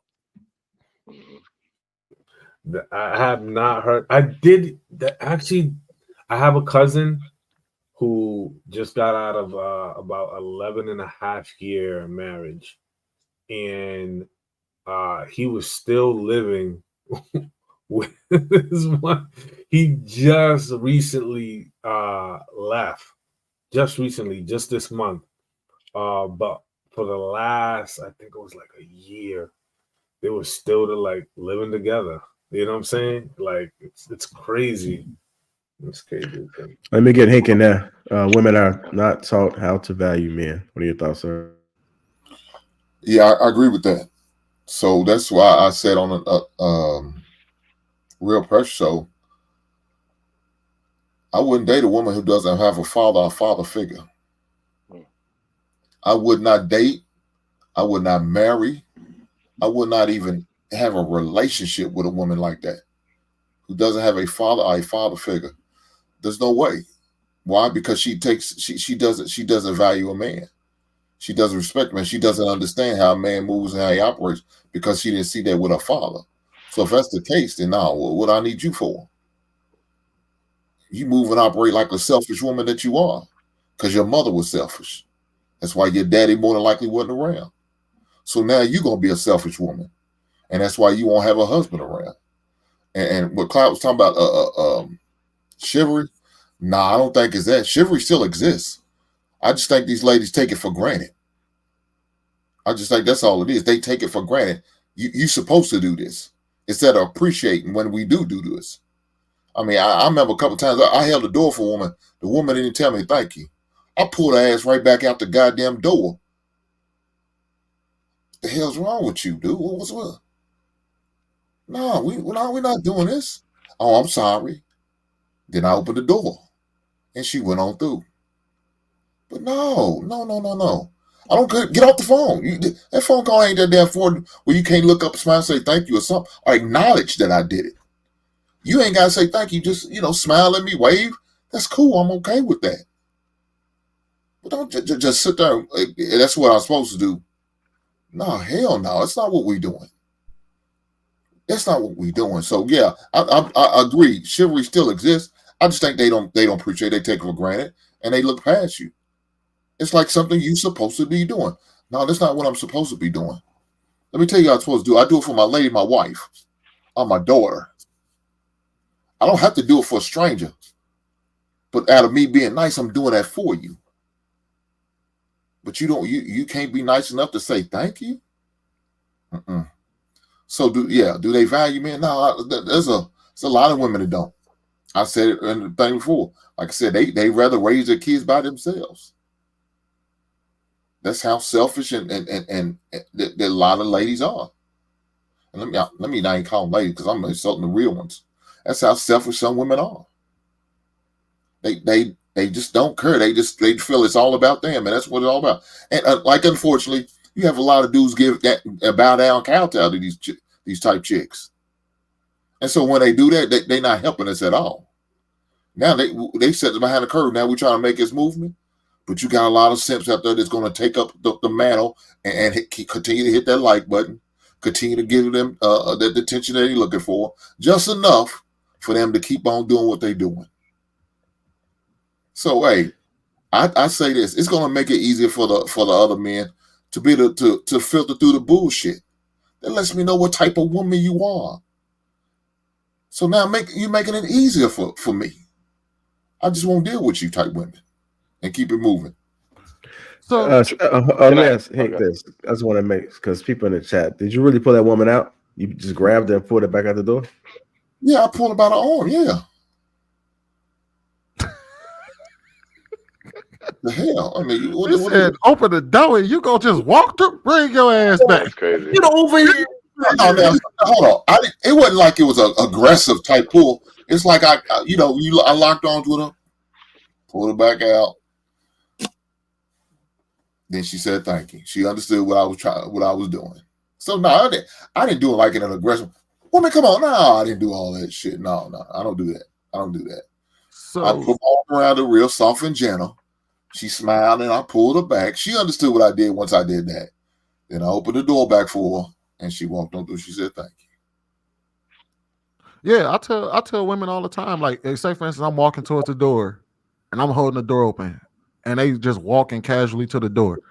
Like, woman, you better act like somebody's holding the door open for you. It's cold out here, raining, and you just casually strolling up to the door like I'm not sitting here holding the door open for you. Put some pep in your step and get to this door. And then they be like, oh, my bad. Thank you. You know what I mean? But yeah, y'all better than me because I just let the door go. That was the old me, man. That was last year me, man. I was slamming doors in women's faces and shit. Like, man, look, y'all out here not saying thank you, but I had to grow from that. I can't let them control the way I move, man. All right, it goes back to what Trev said, man. I just want to add this one thing. Trev was basically saying, like, yo, we can't like succumb to their beauty. I felt like that was a perfect like way to phrase it. Like succumbing to their beauty. Like our generation was definitely raised by a mom. Make sure you get you a beautiful girl. Make sure she's pretty. Is she pretty? Is she like the main thing to ask you is she pretty, right? And I think that for the next generation of boys, we got to condition them to like that be the last thing we think about, bro. Like stop conditioning boys to focus on getting them a pretty girl and be like, yo, does she listen to you? Does she do this? Does she respect you? And we just have to teach men to like stop succumbing to the beauty, because I think that if men can stop succumbing to the beauty, it will remove all that power that women have to be disrespectful and not value men. I've watched a million videos from pimps, for example, and I have not heard one pimp that has not said the same thing every time. They always say this. It's about dick control. They say like the dude that cannot be manipulated sexually is the guy who has the power. Like that's the one who women are gonna bend for because they cannot control him sexually. Like sexual leverage is like the one power that most women have to influence men. So if men can kind of fortify themselves to being vulnerable, to being manipulated through sex, then all of these problems that we're dealing with women will completely cease to exist. Y'all want to hear a funny story real quick? So I'm gonna tell it anyway. So I'm walking, I'm getting out my car and I'm walking towards the front door of the shop, right? And there was this older lady out there. She had to been about 60 something, 70 something. And as I'm walking past, I make eye contact with her. And she smiled at me and said, "Hey, how you?" She was like, "How you doing?" I said, "How you doing?" Right? And so when I get to the door, I grab the door and I hold it open for her. She comes strolling up to the door and said, "I knew you was one of the good ones." And then I called my wife up and said, I told her that story. I said, "Yeah, but what you did was if I asked her to speak to me, I wasn't gonna hold that door open for her." Let me ask y'all this. Do y'all really want, like, all right, so in general, everybody want to be treated nicely when they come in contact with women, right? But for your specific woman, would you want her walking around smiling at men as she walked through a day? I want her to be, yes, I want her to be polite. Because keep it a bean. If I'm not there, you simply being nice to someone could be the reason why your life is saved. But if you out there, you mean and nasty to all the men that you encounter, and then I'm at work and you get yourself into a tiff, and now all the men saying fuck you. So now I gotta go to a funeral because you wanted to be an evil bitch outside. Yeah, even my wife. I agree. That's sometimes, like people will help her out. Like, say she at the grocery store, she picking up some heavy water or something like that. I wasn't there. You know what I mean? Because normally we go together, but sometimes we can't. You know what I mean? The guys that help her put it in the car and everything. You know, so just being nice to people, they'll look out for you. Mm-hmm. All right. Has everybody spoken on this topic? Sure. All right. Let me go ahead and if you guys go ahead, Shane. Have you guys seen that clip recently with Tyrese? Where he says, what is your point of reference to what a marriage is? Oh yeah. I saw that. You know, women are not taught. He was talking from the side, right? Where is his profile? Yeah, he was talking from the side. Yeah. The profile camera Yeah. You know, like JR is asking us, women are not taught how to value men. Women are not taught how to value men. And Tyrese said, what is your point of reference to what a marriage is, ladies? How can you naturally be something that you've never seen? How can you be a wife if you never saw your mother be one? Your auntie's not one, your grandmother's not one. All the women in the family got kids. Everybody got a kid. But the man, he not around. And it's far too many people in our community, the Black community, that knows families like that, if not your family.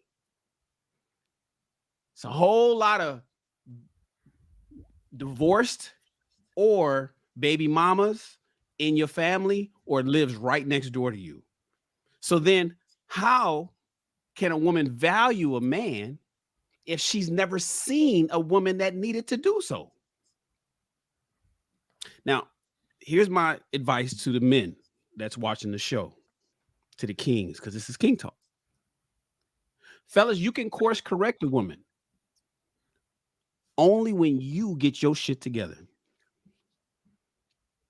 There's a video going around recently of this girl who lives here in Los Angeles, down in the Arts District of LA. She went out with an alpha male, and she said suddenly her feminism flew out of her body because he took her on a date and was taking care of shit. And they bounced around. They went club to club, and at the last one, he had to go to the bathroom. He turned around and said, "Oh, order what you want." Gave her the credit card. She said she was just gushing. She said all of a sudden she became feminine suddenly. And everybody talked about that little clip, but that's an important clip because men need to realize that you can course correct women. It's in their nature to be what they're fighting against right now. And despite the fact that women are not taught to value men, fellas, when she gets a scent of you and your elevated self, oh man, she ain't gonna go back to Pookie. She ain't gonna want to go back. Not when she sees what she can get with a man like you. And she will want to adjust. Now, I get it. Unfortunately, there's going to be some women that will not adjust. James, she'll just have to be homeless. We're gonna relegate her to the homeless club, James. But there's gonna be other ones out there that's gonna get their shit together. But only, fellas, if you show them what they can potentially get in an amazing man that you could be. So your job as men is to double your income. I want you to elevate your wardrobe, improve your vocabulary, and become more well-rounded as a man, so that when women come in contact with you at the gas station, at the club, at work, at the mall, at Target, standing in the grocery line, wherever you go, when she sees a guy like you, she's like, what the hell? And then you can be like he is, letting her know what she needs to be if she wants to fuck with you right off the rip. So yes, fellas, you can course correct these women if you want to, but it starts with you making sure that you got to be a cold-blooded brother to do so. And the ones that don't, you ain't gonna want to marry her no way. That's all I got. I can go to sleep because y'all made all the right points that I was gonna say. From you and Cloud, there ain't nothing else for me to say. Damn. You guys just tuning in. Welcome to King Talk. Make sure you hit the like button. Also, make sure you subscribe to the channel. We do have one super chat came through from Dating and Marriage Support. What's going on, Lady Di? 499 says, I saw my mom divorce my dad, and I still value men. It's just a perspective / maturity at Shannon. Lady Di. Shout out to you. I want to say thank you for that. Shout out to the sponsor again, T. Hanley, Uncomplicated Skincare for Men. 30% off on free gift. The link is in the description. And make sure you guys click that link that's pinned to the top of the chat and go ahead and get your beard game on fleek. So it might be a Chicago terminology. No? Yeah, I say fleek. Okay. Might be a little young thing. Okay. All right, King on top. I'll click that link that's pinned to the top of the chat. Let's go ahead and move on. I wasn't able to get to the other ones, but I'm going to skip to this one. Sweeney sent me this one, and I'm going to kick it off with you, Sweeney, so you can kind of set the tone for this. Struggle, love. People did not care about women being hypergamous until Black women started to practice hypergamy. Here's the clip. People did not care about women being hypergamous until Black women started to practice hypergamy. And it sucks because we're the only race of women that have been taught struggle love, or taught to build with a man, or struggle in the name of love with a man, or to get with a man even if he has nothing to offer you. Like other races of women weren't taught that. But I feel like people are starting to complain now that a little 2 or 3% of Black women are actually trying to put their little feet in the hypergamous pool. And it's sad. It's sad. We like it here. We're not going anywhere. All right, there we go. Let's go ahead and hop into it. Struggle love. People did not care about women being hypergamous until Black women started to practice hypergamy. Go ahead, sweetie. Oh, that's pretty self-explanatory. Go ahead. I'll give the floor to everybody else before I respond. Okay. All right. Who would like to go first? I say that's bullshit. The hell she talking about? White women did not believe in hypergamy until Black women started practicing it. What? That's my thoughts exactly. I don't think she's saying that. Huh? I don't think she's saying that. Okay, correct. Then give it to me again. Interpret her for me, please. I think she was saying that hypergamy existed and that nobody cared. It wasn't an issue until Black women start trying to practice it. Like the other women were hypergamous and they weren't because we were raised in struggle of, but it's got a historical context to it. So it would make sense why we wouldn't be in the highest hypergamous state if our woman wanted to stay with us or create families with us. It would come because we were disadvantaged from, especially historically, from being a part of what would be considered the elite culture or elite. Yeah, but at the end she said, but us little 2% of people. Play it again, JR. Y'all, people did not care about women being hypergamous until Black women started to practice hypergamy. And it sucks because we're the only race of women that have been taught. People did not care about women being hypergamous until Black women started practicing hypergamy. End quote. I think what she's trying to say is that like the Black community didn't really care that much about hypergamy, but the reason why the Black community cares so much about Black women hypergamous, because the Black community, the position that we're in society, means that we have the most to lose from women being hypergamous. Because obviously when Black women are hypergamous, what does that really mean? What it really means is they're dating white men. Like that's not what it means for other groups of people. Like when white women are hypergamous, they're dating in their race, but they're dating people with more money in their race. When Muslim women are being hypergamous, they're dating Muslims with more means. When Black women are being hypergamous, usually that's code word for dating outside the race. So I think that's why Black people actually care about it, because what happens is we're already socially at the lowest socioeconomic level. So now when the most eligible of our women are going to date, are going to go with the guys who already have the most resources, what that does is it takes resources and the opportunity for advancement away from the community. So I feel like for what she's saying is true, but she thinks she's saying something like groundbreaking and snarky, but she doesn't really understand the long-term effects of what she's saying. It's like that's obvious that people would care about y'all being hypergamous because it actually affects us. I mean, it doesn't affect white people as a race for their women to be hypergamous. It doesn't affect Chinese people as a race for their people to be hypergamous. It doesn't affect Jewish people as a group for their women to be hypergamous. It affects us the most because we're at the lowest socioeconomic status in the country. I think you guys are expounding and throwing her a rope. I think you guys are throwing her a life raft. JR, real quick, just play it all the way through this time. I won't interrupt. Y'all, people did not care about women being hypergamous until Black women started to practice hypergamy. And it sucks because we're the only race of women that have been taught struggle love, or taught to build with a man, or struggle in the name of love with a man, or to get with a man even if he has nothing to offer you. Like other races of women weren't taught that. But I feel like people are starting to complain now that a little 2 or 3% of Black women are actually trying to put their little feet in the hypergamous pool. And it's sad. It's sad. We like it here. We're not going anywhere. Okay.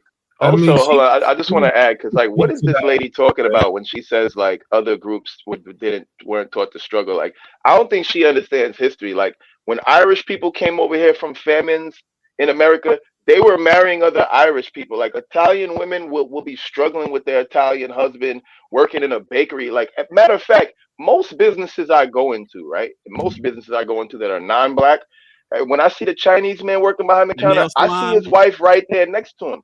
When I see the Chinese man buffing people's toes, his woman is right there next to him. Matter of fact, sometimes, in fact, when I go in a lot of these businesses, sometimes the man is actually sitting in the back managing, and his wife is the one doing all the work. So this whole idea of like this struggle love thing, like Black women call struggle love any scenario where the woman has to work or contribute. But let me not say, obviously not all Black women, but Black women like the one in the video.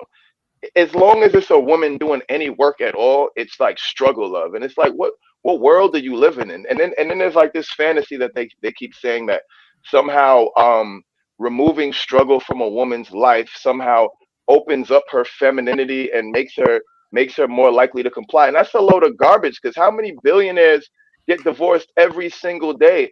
I actually think it's the opposite. I actually don't believe that taking struggle away is what puts a woman in her femininity. I think that there's a healthy level of struggle that's necessary to keep a woman in her femininity, which is why in older times they either kept the woman working in the house or they kept her pregnant. Why? To keep her constantly in that state, because there needs to be some level of struggle for her to even feel like there's progress. Once there's no level of struggle at all and you make a completely easy life for a woman, that's when she starts looking for someone else. So I don't believe in none of that, but I do have one question. She said that black women have been conditioned to practice struggle love, right? My question is, from who? Who told you it was okay for you to drag some dude along or support some dude that ain't giving you anything? Who told you that? In fact, more women, Shannon.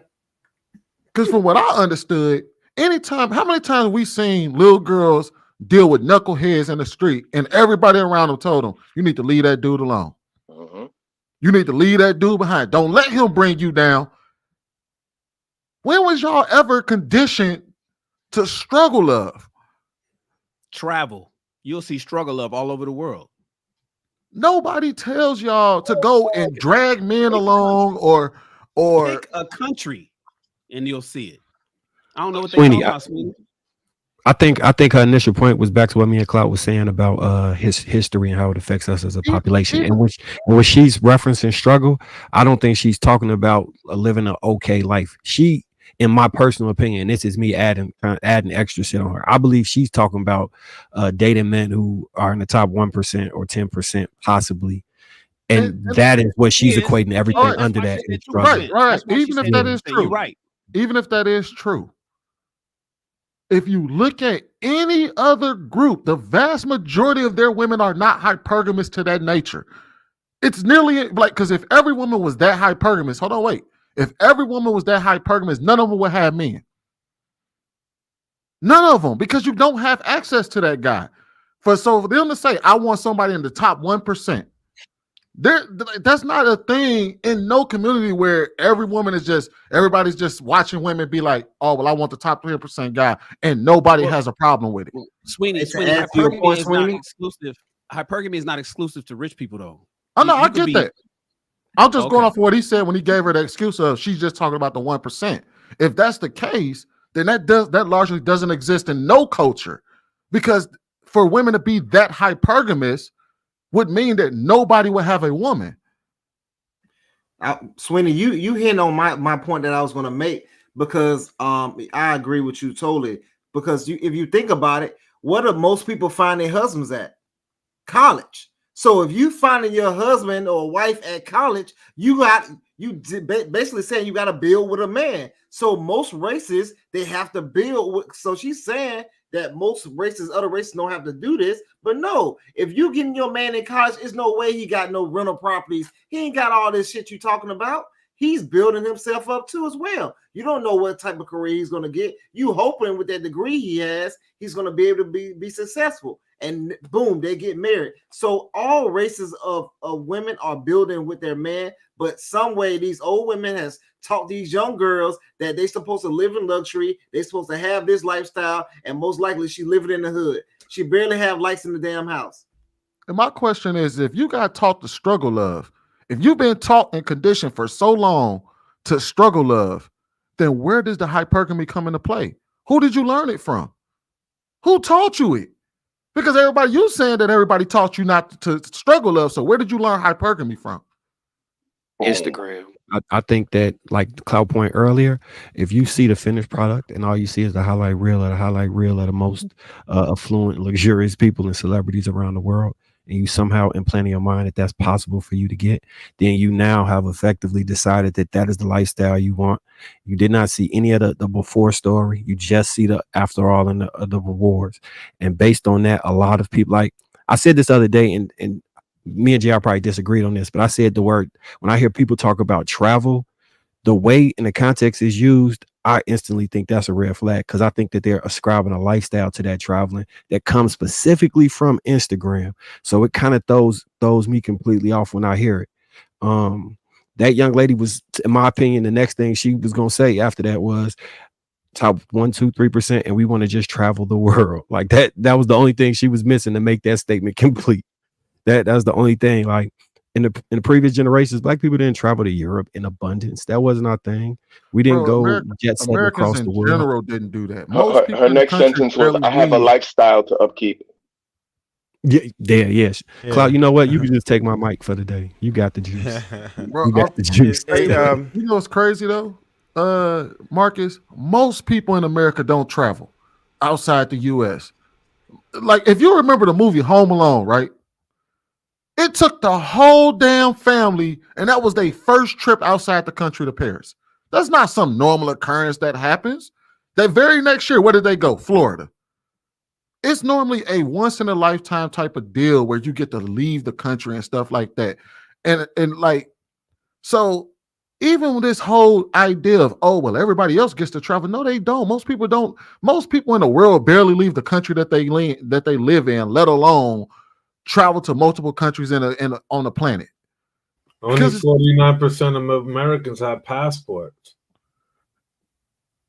And look, like everybody's not really traveling like that. And I'm not knocking people who want to travel. There's nothing wrong with that. But when you make that an expectation on a relationship, that is a heavy financial strain to make that an expectation on a relationship that you have to travel. It costs a lot to travel. It costs a lot to travel from one state to the next, let alone across that pond. So I think it's this. This is like what Shannon was talking about earlier. One of them females that's just like this, that's completely disconnected from reality.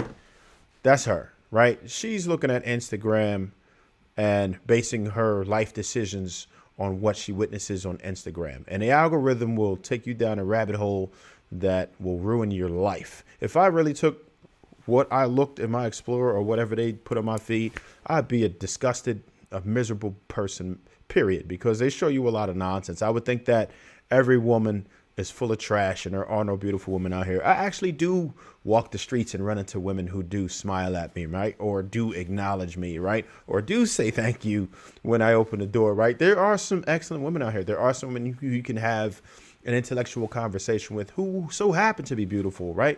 And still cool and everything. And you can get along with them. And their sex probably even good too. You run into some of those, man. That's just like legitimate.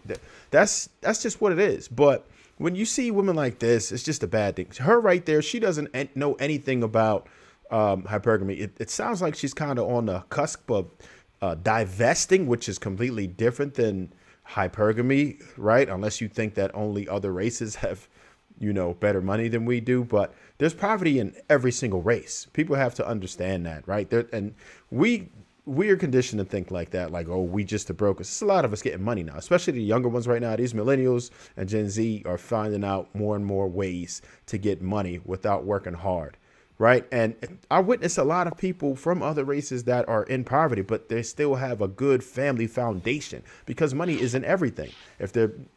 Poverty is tough, but sometimes people are just they're in middle class, or maybe not even at the middle class, but they're able to get by.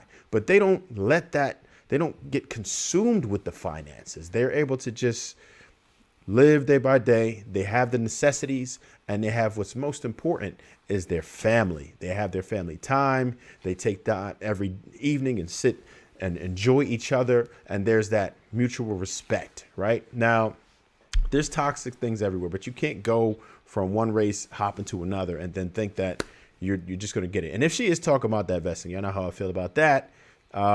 It's very difficult for black women because of what everyone else thinks of us as a whole, and certain the attitudes that they feel like black women have in general. They pretty much repel most men. Men, honestly, not checking for them. Not to say there's any liars, but you're going to be fighting an uphill battle. Divest is what it is that you were trying to do, right? And the first thing that you're probably going to have to change is your attitude. If you want to go outside, because a lot of people are not going to tolerate the type of nonsense that she's talking about. So, yeah, I wouldn't pay too much attention to this lady because she's obviously very disconnected. You could tell she doesn't go outside very much. Most of her world lives inside that phone, and that's what she equates to reality. I also want to add, I think there's also different levels of hypergamy, right? So I think traditional hypergamy, like we forget that people really didn't have much social class mobility in past times. So like hypergamous in the past was like going from lower class to like lower middle class, or like going from lower middle class to upper middle class. It wasn't like going from the projects to like six figures, 1%. So I think there's like this hypergamy that this idea that's going on nowadays, which is like this idea that you could be a project chick and then you're just gonna meet a basketball player, have his baby, and then next thing you know, you're gonna be taking flights every day on private jets and spending $1,000 on food a day. And it's just like it's a ridiculous notion. Hypergamy does make sense within realistic constructs. So like a really beautiful, really well-mannered girl who's from the projects might have back in the day been able to marry like a doctor who was like considered middle class or upper middle class. She probably wasn't marrying the prince. But you know what I mean? That in this generation, people are expecting that now because you got the whole Meghan Markle situation, all that. So all this unrealistic stuff that happens on TV, these women are expecting that this is going to be their real life, and it's not. Yeah, hypergamy is a ghetto chick living in apartment 2A, wanting that ghetto dude living in apartment 4C, but he got a car. That's hypergamy. Right. What up, B Madden? What's up with you, Shan? How you living, brother? Happy holidays, everybody. Happy holidays. Y'all hear me okay? Yeah. Yes, sir. Okay, sounded good. Real doggy, real.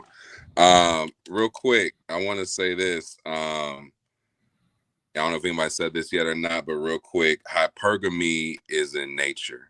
Hypergamy has always been there, no matter what. It's been around since the big dawn of time, dawn of man. Hypergamy has been around in the animal kingdom forever. It's been there that women choose men off of who's the tallest, who's the strongest, who can protect me, who can go out there and hunt and gather, who can build me a hut, who can build me a home, who has a strong, sperm count, whatever. You know what I'm saying? That's how hypergamy has always been from the dawn of time. All is done in the 20th century and 21st century is just evolved and changed in how men provide and how men protect, instead of, being the biggest and baddest dude in the tribe or in the group, it's about who's got the biggest gun, who's got the most resources, who's got the biggest penthouse or whatever the situation is, who has a nicer car. So women have forever been hypergamous and forever will be hypergamous. But if we're talking just strictly financial, I would say us as a people have always been fighting and always been struggling in this country. You've had a select few of us that have, taken it to another level when it came to inventing things or having more land or having our independent businesses. But as a whole, we've always struggled. So it was never, I'm gonna go with the ball player or whatever. No, it wasn't that. It was, I'm struggling to get through school. You're struggling to get through school, but, we both have a lot in common. We're from the same town, we're both attracted to each other. And like Shan said, I have a car, you don't, or I have a place and you don't. Let's go ahead and get a home together and get this going. Let me meet your dad and, meet your parents and get this thing rolling. There wasn't a huge difference when it came to economics. There wasn't like, lower middle class to wealth. There wasn't a huge gap in the same way back in the day as it is now. Inflation, all that kind of stuff wasn't the same. So you didn't have a whole bunch of billionaire, millionaire men, black men versus project chick or whatever you guys were saying, women. It wasn't that. Everyone was in the same kind of group. Everybody was in the same kind of bracket. So it wasn't huge jumps. All that stuff has been happening since we've made so much more money, from the athlete side, from the entertainment side, from the music side, and the acting side. So I'm gonna land there. All right. Let me see. We're going to squeeze the last topic in real quick. And this one is I fumbled two good men. Just want to get you guys' reactions on it. Let me go ahead and pull it up.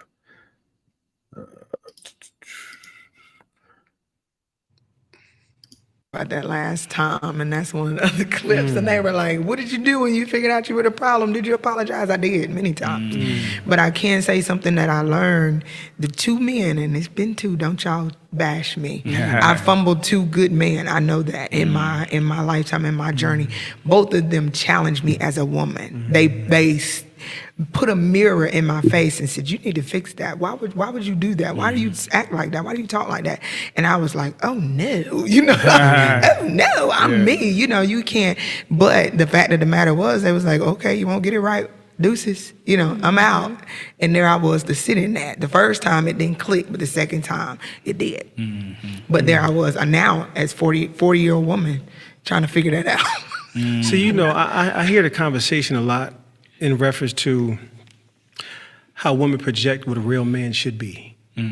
I hear if you're a real man and they'll follow up with something like, "You'll do this, that, and the third." They don't know. That has to do with contribution to her lifestyle. No. If you're a good trick, that's what she's saying. Yeah, that's exactly. But the essence of a real man is one who's willing to work through your trauma with you, help you elevate and alleviate.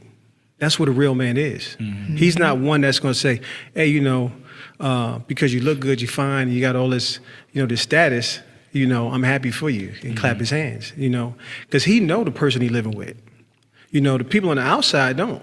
He's providing what you need. He's providing what you need. And that one piece of that desire that I was talking about earlier that you didn't know that you needed. What you need, yeah. All right. I fumbled two good men. I'm going to go to you, Hank, first, and then we'll piggyback to B-Max when he just got in there. Go ahead, Hank.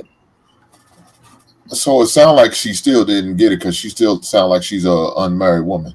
Even after them two dudes brought it to her attention, let it be known what it is you need to do and fix and change and self-correct, she still sounds like she didn't get it. So she's still suffering. It's sad that she was blessed to get two opportunities and she still was able to find a way to screw it up. But it's, you got a lot of heifers go through this type of shit, man. And they can care less because they feel like, "Oh, well, that's all right. I'll find another man real soon," until that man don't ever come. Until you get a boatload of them pookies that you can't stand or that you and your girlfriends be talking about in the beauty salon or at the workplace at the water cooler.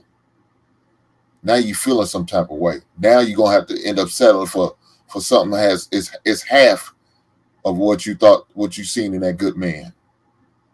So what you going to do now? You going to remain single, just go from pillow to bedpost, have some straight dick come over every once in a while just to give you something and just live by yourself?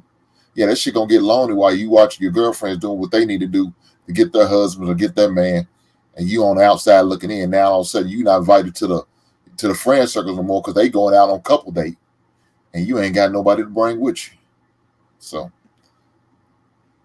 all right, go ahead, be mad. Yeah, so I'll say I say this happens most often when women are in their prime, in their early mid 20s, little bit late 20s sometimes, simply depending upon, that age, the age of when they're at their peak, when they're with their most hotness, because at that point, a lot of women, don't truly value the type of men that they really need in their life. Because at that point they feel like men come a dime a dozen, and they met some of the best men in their lives in that age range.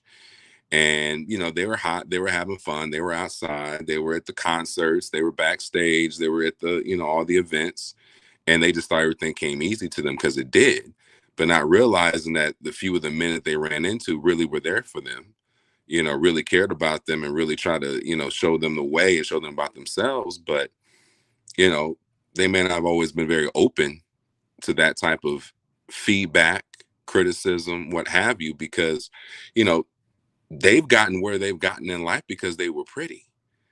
You know, they were pretty, they were nice, you know, they were a good time, they were fun. Why would they think they have to do anything different? It's always worked for them up to this point. So why would they change? So with that type of attitude and that type of outlook, you know, you look up, you know, 5-10 years have passed and you're like, how come, you know, all my friends got men and I don't? How come they got husbands and I don't? You know, not realizing that it's those certain ages. And then when they start looking heavy, they realize that they've self-sabotaged the majority of their relationships. Either lack of accountability or, you know, that man tried to really show her value in a way, and you know, she just couldn't see it. So it's really sad. And then now you got them looking at, they're in the 30s, upper 30s, early 40s, and now they're just like lost, confused, trying to figure it out, you know, trying to double back. Hey, big head, what's going on? It's too late.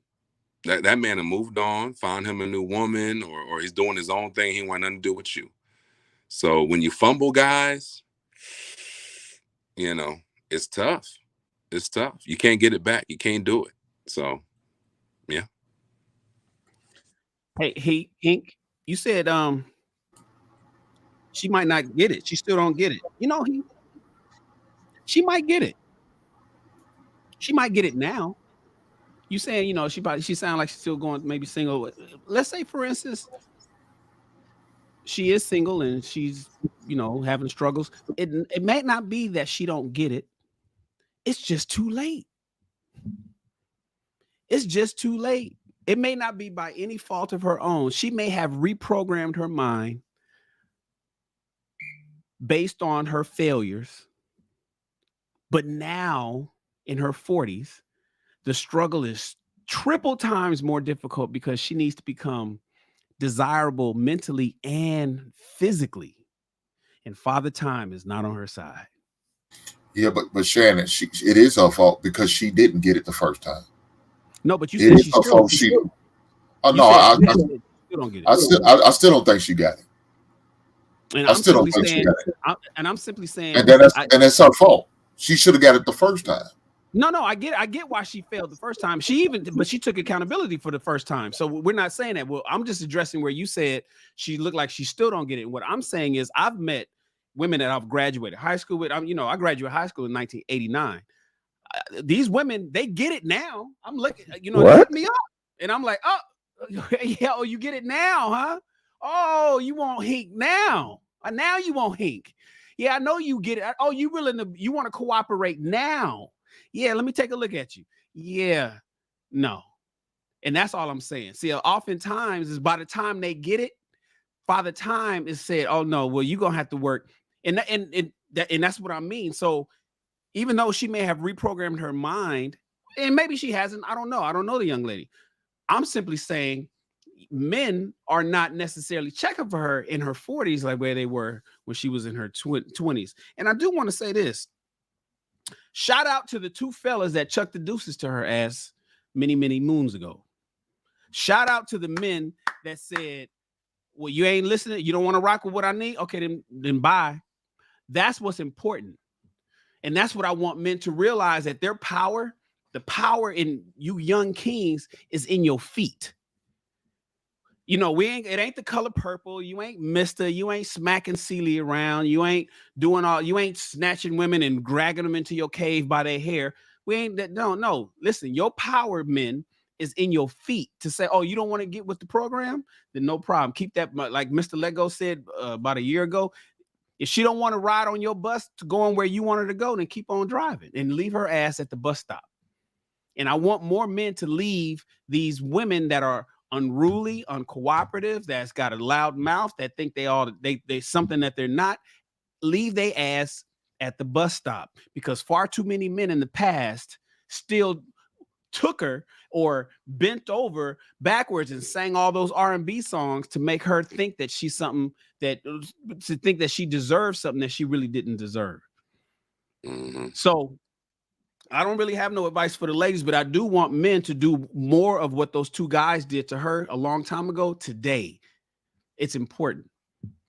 And Shan, those are the same chicks that come back around and ask you, why are you still single? What's going on with you? You know, why? I mean, you out here by yourself. What's the problem? Why don't you settle down? And it's like, not with you, boo. Not with you. It's too late. I'm getting a newer version, upgraded version, souped up.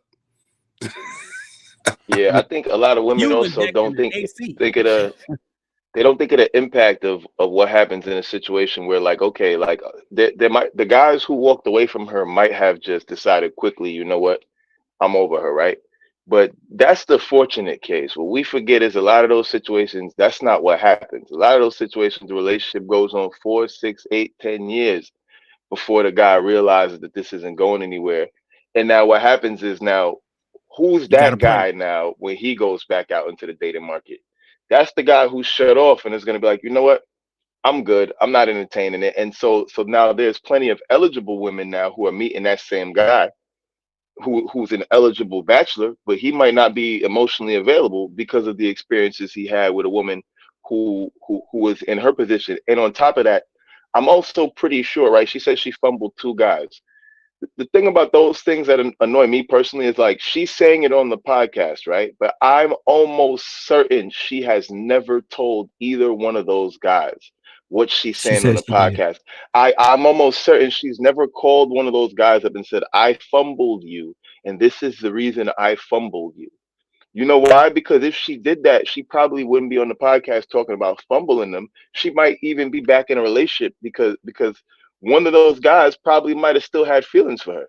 You know what I mean? And who knows? What if one of them guys is single, and all he was waiting for was for her to be like, you know what, I messed up. But she's not going to do that. She's going to get on the podcast and talk about fumbling these guys, but there's still damage out there that's done that she probably hasn't been accountable for. So I just find that ironic. Have any of you fellas ever had a woman come and tell you, I fucked up by losing you? Honestly? Yes, sir. Shout out to the fellas that's experienced that. So you fellas know, I had the lucky experience. That is a very redeeming feeling. My first ex was we was all friends with because I'm still friends with everybody, right? But when I got with my second wife, while we were dating, my first came back and told me, she said, I didn't see what I had. And watching you with your current girlfriend, I see what it looks like to be with you, and I fucked up. Man, that made me feel so fucking good. So a lot of guys won't get that. Like Clout said, a lot of guys will not. Women will sit back and watch you. She'll sit back and she'll scroll your timeline, look at your girl, see what she fumbled, but she ain't gonna call you up and say, I fumbled you. Man, but if you do happen to get that one girl that call and tell you that she fumbled you, man, that's a redeeming fucking experience. Now, you still don't take her back though. Never. Absolutely not. But think about the guy who never gets that redemption and is stuck there like, dang, was it me? Like, you know, did I'm the one who messed up? Whatever the case is, you know, sometimes guys will go through that, and it's kind of a messed up situation to leave him where he might never get that closure, even though she's on the podcast talking about it. Yeah, I can name it 4 of them right now off the top of my head that's done that. Damn. So, damn. Literally said, I fucked. Literally, I fucked up. I'm sorry. And then proceeded to ask, would I ever have a chance with you again? Like, as she's apologizing. Like, do you think you would ever be interested in me again? And you hit it that night. I know you did, because I did too. Hey, you know what I find interesting? Hey, that's how B Man got that child, because he did that. I told her it would never work. You know, later. You know what I find? So what I find interesting, this kind of come full circle. So a lot of times people be like, you don't experience these bad women. I'm like, no, but the reason is because I get up and walk away. To Shannon's point, the power is in walking away. You walk away, you don't got to deal with that stuff. You like, oh no, that's a red flag. I'm just bouncing. before I even care, before it becomes an issue. I'm just out. And setting a list of expectations and then walking away got me like, oh, all these women good. Because the ones that ain't, I walked away from before I got to figure out how bad they was. Like it's you know, it's real simple. It's not that hard. How old are you, Marcus? Are you in your 30s or you in your 20s? You look like you're I'm in your 40. 20s. God damn. Oh shit. Right. You in your 40s, Marcus bro? just from Chicago, man, so he got a little bit of that ism running through his blood. That's all. The fucking you. What's with hey man, send me your diet plan or something. Well, what vitamins you taking? God damn. I was gonna say, well, that's because you wasn't in the era, but you were. So you just was that nigga. That's all. You were just a man. That's all. Yeah. You ignored the sip songs. That's all. I listened to them. I listened to Boys to Men. You didn't. So no, I was all gangster rap my entire that's why I be laughing with people, because my sentiment now wasn't my sentiment then. You see what I'm saying? Like I just kind of when I talk about it, I came to a realization that I could get more from women outside of sex. I didn't start off with that understanding. So it's kind of funny to me. Like, bro, I was what you trying, yeah. But yeah, I appreciate that, Shannon. Yeah, so with this lady, right? I mean, although she might be a little bit on the chunky side, right? She's a little chunky, and she's even 40. However, she's a red bone in the South. She's going to be fine. She's going to get another opportunity. I'm just going to tell you straight up. She's going to get another opportunity, man. I don't know if y'all know how much time. I know some of y'all in the South. Y'all understand that. When you a red bone, you get a little bit of preferential treatment down there, man. They favor those women. So she's going to get another opportunity. And hopefully she doesn't squander it this time, right? Because I fumble it I feel like again. she learned her lesson. I think I fumble it again. You think she's going to do it again? I think she'll do it again because she may not have an opportunity at the same caliber of dudes that she had before that she fumbled. So she might get some other guys that may not be quite exactly what she's looking for or be like the guys she had before. That's the thing, when they have that type of experience, it's problems, because once I hear you, B-Man, but she's a thick red bone in the South, man. No, she's gonna get opportunity. That's not the question. It's going down. Opportunity. That's Tom, and that's one of the other clips. And they were like, what did you do when you figured out you were the problem? Did you apologize? I did many times. But I can say something that I learned.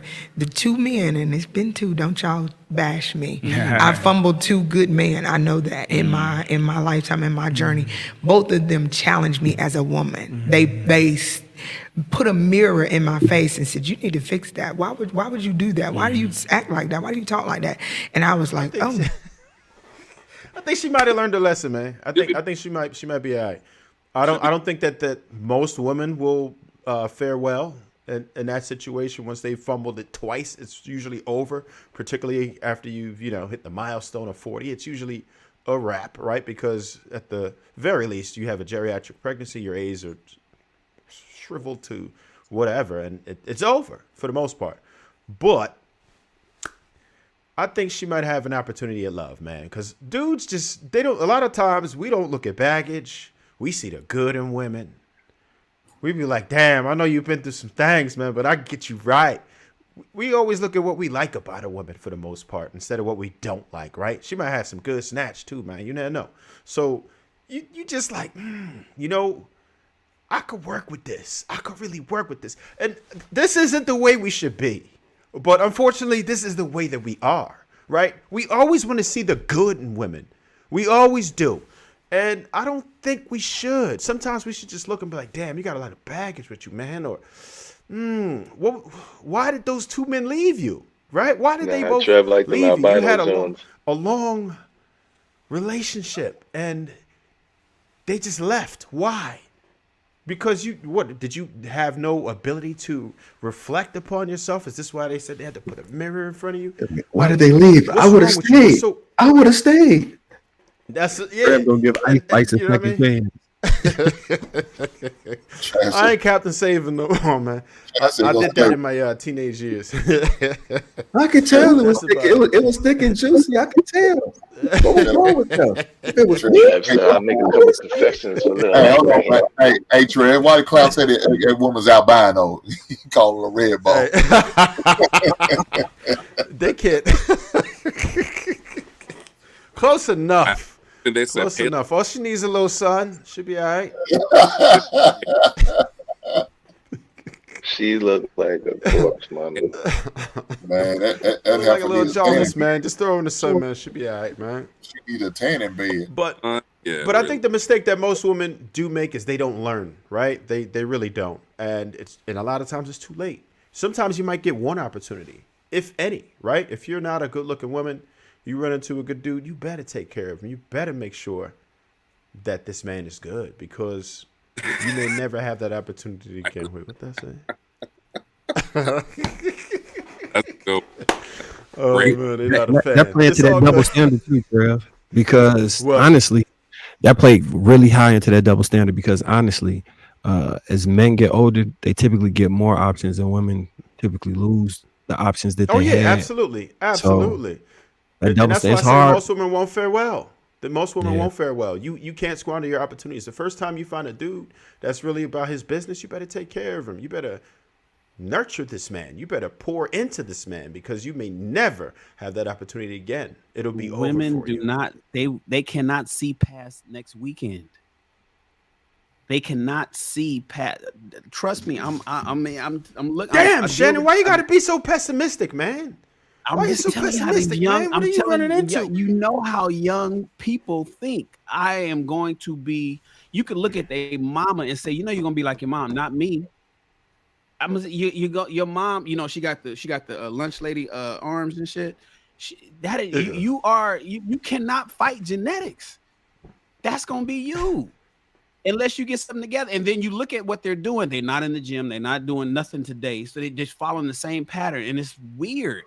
But they seem to think that they are every woman, in my opinion, seems to think that they are the anomaly, and that they are the one. They're Neo. They're going to be the one that's not going to be like everybody else until they're like everybody else. So, you know, saying that, you know, you better lock them down. They believe that their opportunities are endless. They believe that they can pick a man off the man tree. They are a sense of time is not something that they are conscious of.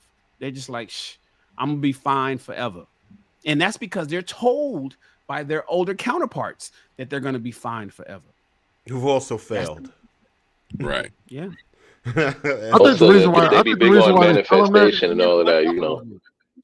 I think the reason why they tell them that, to watch out for that. Young fellas, just watch out for that. Watch out for somebody who seems to think that they're infallible. That's all, guys. And men are told just the opposite. Hey, man, you better get your shit together. You're gonna be broke as a motherfucker. So you know, we're told the opposite, and that's why. So, fellas, just make sure that you're not fucking with somebody who thinks they're infallible. Don't fuck with. That's why I say. That's why gym. That's if you guys follow my timeline, you see me. I'm in the gym. I'm 51 years old, and I'm in the gym 6 days a week, 24-hour fitness. I'm there 6 o'clock in the morning every morning. At 51. Now, I did have some military background, so I kind of understood fitness early. But there's so many people that's young that just think that they're going to look like that forever, and it doesn't work like that. It absolutely doesn't. So I just want guys that are out there dating to make sure that they're dating women who knows that who thinks that they're not infallible, to ignore them women altogether. Only fuck with women who are working on themselves, that's reading, that's eating well, that's not eating a bunch of junk food, that's not smoking and drinking, that's not partying all the fucking time, that only date women that have some sort of workout regimen, that does some sort of physical fitness, whether it's yoga or Pilates or hiking or treadmill or whatever the fuck it is. But if they just think that they're gonna be like that because they cute and they can get them angles right for the gram, Don't even you treat them as recreational. Because I'm back to what Lewis was saying. Don't even like or comment on their fucking posts. Ignore them altogether because you might get her pregnant. That's the thing.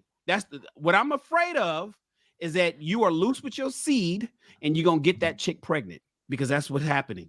And that's what she wants. If you ask them nowadays, she don't want you, she just wants your seed. Mm-hmm. So don't even what they say, oh, they're recreational use. No, we got to change that mindset, fellas. Not even recreational use. Don't fuck them just because you can, because you might impregnate her, or she might go in the bathroom and snatch that condom out the fucking trash can because you didn't want to flush it, or whatever it is, bruh. Don't even do it. Don't even fuck with those women. That's my message to the fellas. Make sure you take that condom with you if you No, I'm gonna put some pepper sauce. Put some pepper sauce. Pepper sauce. Look, Shan, back in the day, what I used to do, I go in the bathroom and fill the condom up with water, clean it off, and make sure it wasn't leaking, and then push the stuff out in the toilet, tie it up, and then take it with me. I was just overly cautious. Overly cautious. I just roll it up in toilet paper. Yeah, toilet paper. Hey, I just flush that shit down the toilet. Y'all doing too much. Well, like I learned that. I don't even trust the plumbing that ain't mine. I learned that at a late age. You're supposed to flush it down the toilet. No, you gotta wrap it up in some toilet paper, nice and neat. That always works. JR, what'd you just say? I said You gotta wrap it. You're supposed to flush it down the toilet. That's what I heard. You're not supposed to? That's what I heard for plumbing issues. Well, it's not my house. Oh yeah, it ain't my plumbing. That's it. Ain't my plumbing. Fellas. You're supposed to always do the right thing, whether you are in your place or not. Yeah, you guys. You guys are reckless like that. JR, them efforts are flushing down them sanitary napkins down their own goddamn toilet. I don't give a shit about that condom. If you are fucking at her house, take the condom with you. Wrap it up in a paper towel and stuff it in your pocket. Take it with you. Take your semen with you when you leave, fellas. It's gone. Don't flush it. Don't trash it. Gone. Take it with you. And don't use her towels to clean up. Oh man, I got so many fucking tricks and tips for y'all to I didn't have my first kid until I was 42. So how did I make it that far? Bruh, don't even use her towels. You know, when you clean up, oftentimes you want, because you got some pussy, so you're gonna go to the bathroom and shit, you're gonna turn the water on. She's sitting there laying there with her nut, with your nut all over you and all that. Don't leak, don't go too far. Don't be in the bathroom too long.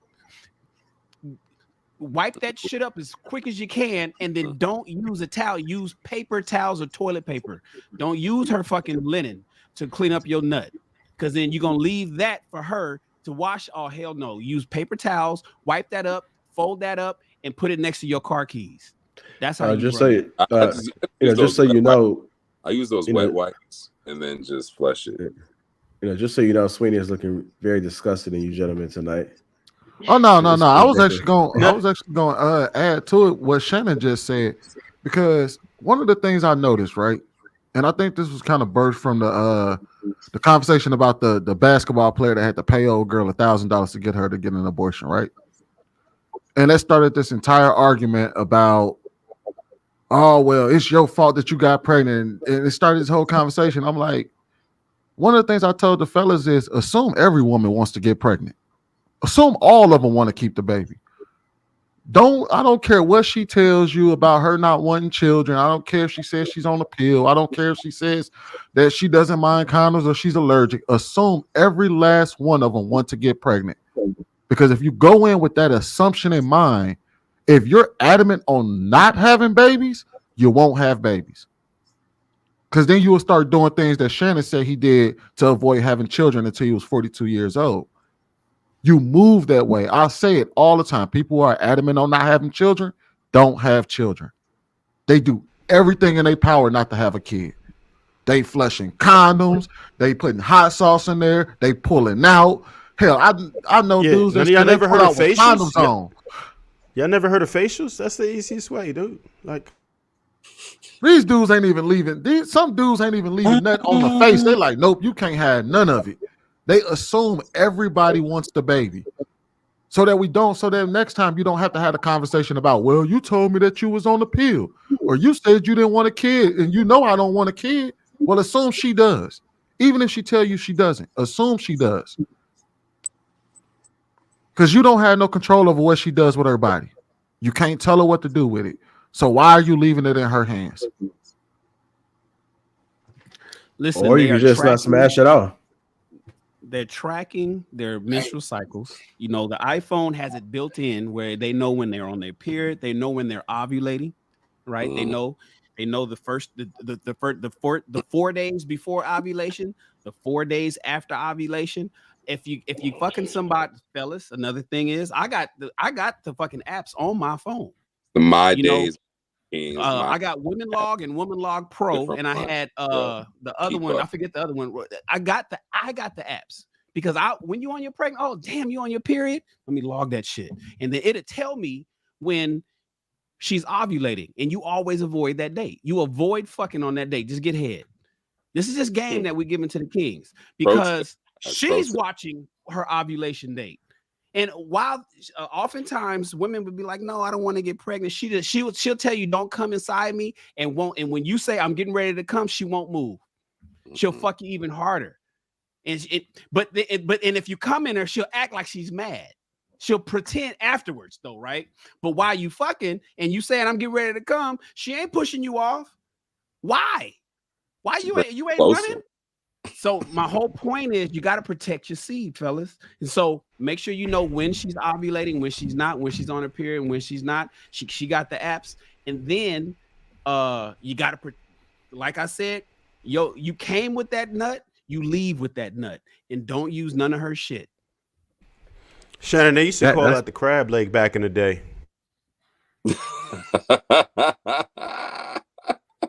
Hey, Shannon, that's a lot. I mean, you got a real plan. You know, the person that introduced you familiar with Pee Wee Kirkland? You ever heard of him? He came to Nike camp when I was 15 and talked to us.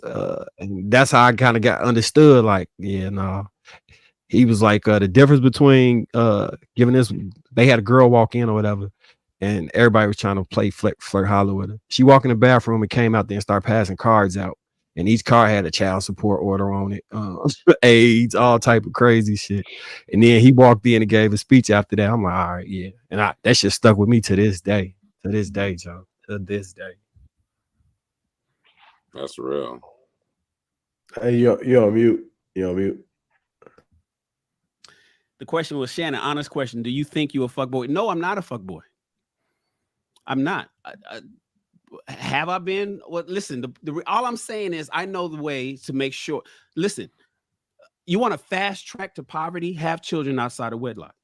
That's one of the fastest tracks to poverty. You want to fast track to a hard working life, not making a whole lot of money and dealing with shit that you don't want to deal with, getting dragged across family court and all that kind of stuff. Have children before you get married. Have children with a woman that you didn't want to have children with.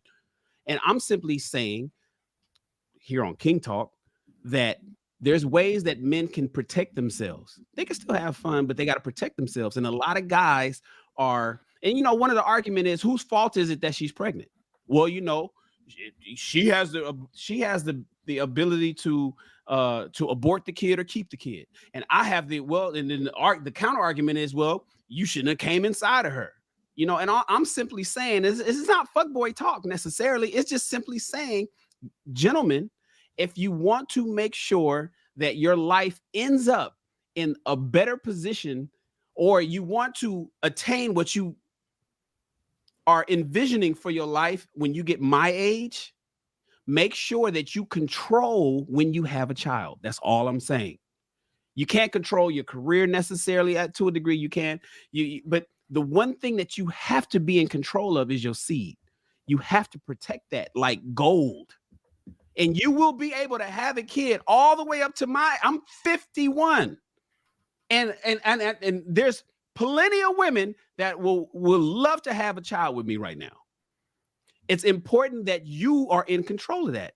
And if you give that away because you just couldn't pull out, or you trusted this chick that you just met 3 weeks ago, and you nutting all over her house and leaving your seed and you throwing in the trash. It's just simple mistakes that can protect you. That's all I'm saying. So do I believe that I'm a fuckboy now? No, I'm not a fuckboy now. College and when I was in the army, that doesn't matter. That's so long ago. Shannon, I think the position that she's coming from, or I don't know if this is a guy or a chick, is that because I just went back and forth with it because I asked the question. I said, how does telling a man to protect their seed F-boy mentality? And I guess what she's alluding to is, shouldn't you be telling them to start a family and get married and stuff first? And kind of what I responded with is, I think he's speaking to a generation of people that understand that we're having casual sex out here. So he's speaking to the reality of the situation is that a lot of y'all are just having casual sex. We could tell you till you blue in the face, get married. But the thing is, most of y'all not. The numbers is telling us that y'all don't want to get married. So if you don't want to get married, at the bare minimum, that doesn't mean that there has to be a kid produced. So he's telling you that if you're in this situation and y'all are out here having casual sex, here's how to protect yourself so that you don't have children out of wedlock. And if you pass that age where if you've already had children, just go ahead and get the snip, man. It's really not that bad. Trust me. Like, nothing like a carefree splash. I'm about to get mine. I ain't lying to y'all. Listen, I'll put it like this. If I had to do the same procedure, if I had to do the procedure 10 times to get the same result, I would do it. It's no question that I've taken the red pill. Everybody knows Shannon is taking the red pill. But what's the basic tenet of the red pill? The foundation of being red pill is that you live in reality. The only thing that matters is the truth, not your feelings, not what you want to happen, not what you'd like to happen, not what you're hoping for. It is what the fuck is true and what is real. That's all. That's all Neo took the red pill for. You want to go down this rabbit hole? You want to get out the matrix? Okay, it ain't cool living down here underground. We eat slop and we run from these agents, or you could stay and take the blue pill and live in bliss and think that life is happy. But I didn't take the blue pill. I took the red pill. So reality is tough. And so in this toughness, I'm simply saying what Sweeney said. The reality is, motherfucker, I'm not gonna be able to stop these men from fucking. I'm not gonna be able to stop these women from fucking. But what I can do is prevent men from having misery while they fucking. And that's all I'm saying. So I shout out to Sweeney because it's not a fuckboy topic. It's more so in this current world, if you want to open your eyes and deal with what's actually happening, this is what men have to do to be safe. And it helps the community by not having baby mamas, creating more poverty, which is almost a fucking guarantee. And welfare, me paying higher taxes, taking care of motherfuckers that I shouldn't be taking care of, paying into, welfare and food stamps and all that other kind of stuff, and healthcare for kids that can't afford healthcare themselves. It helps everybody to make sure that we're having intentional children. So, all right, I'm about to go ahead and wrap this on, folks. I know it's that time.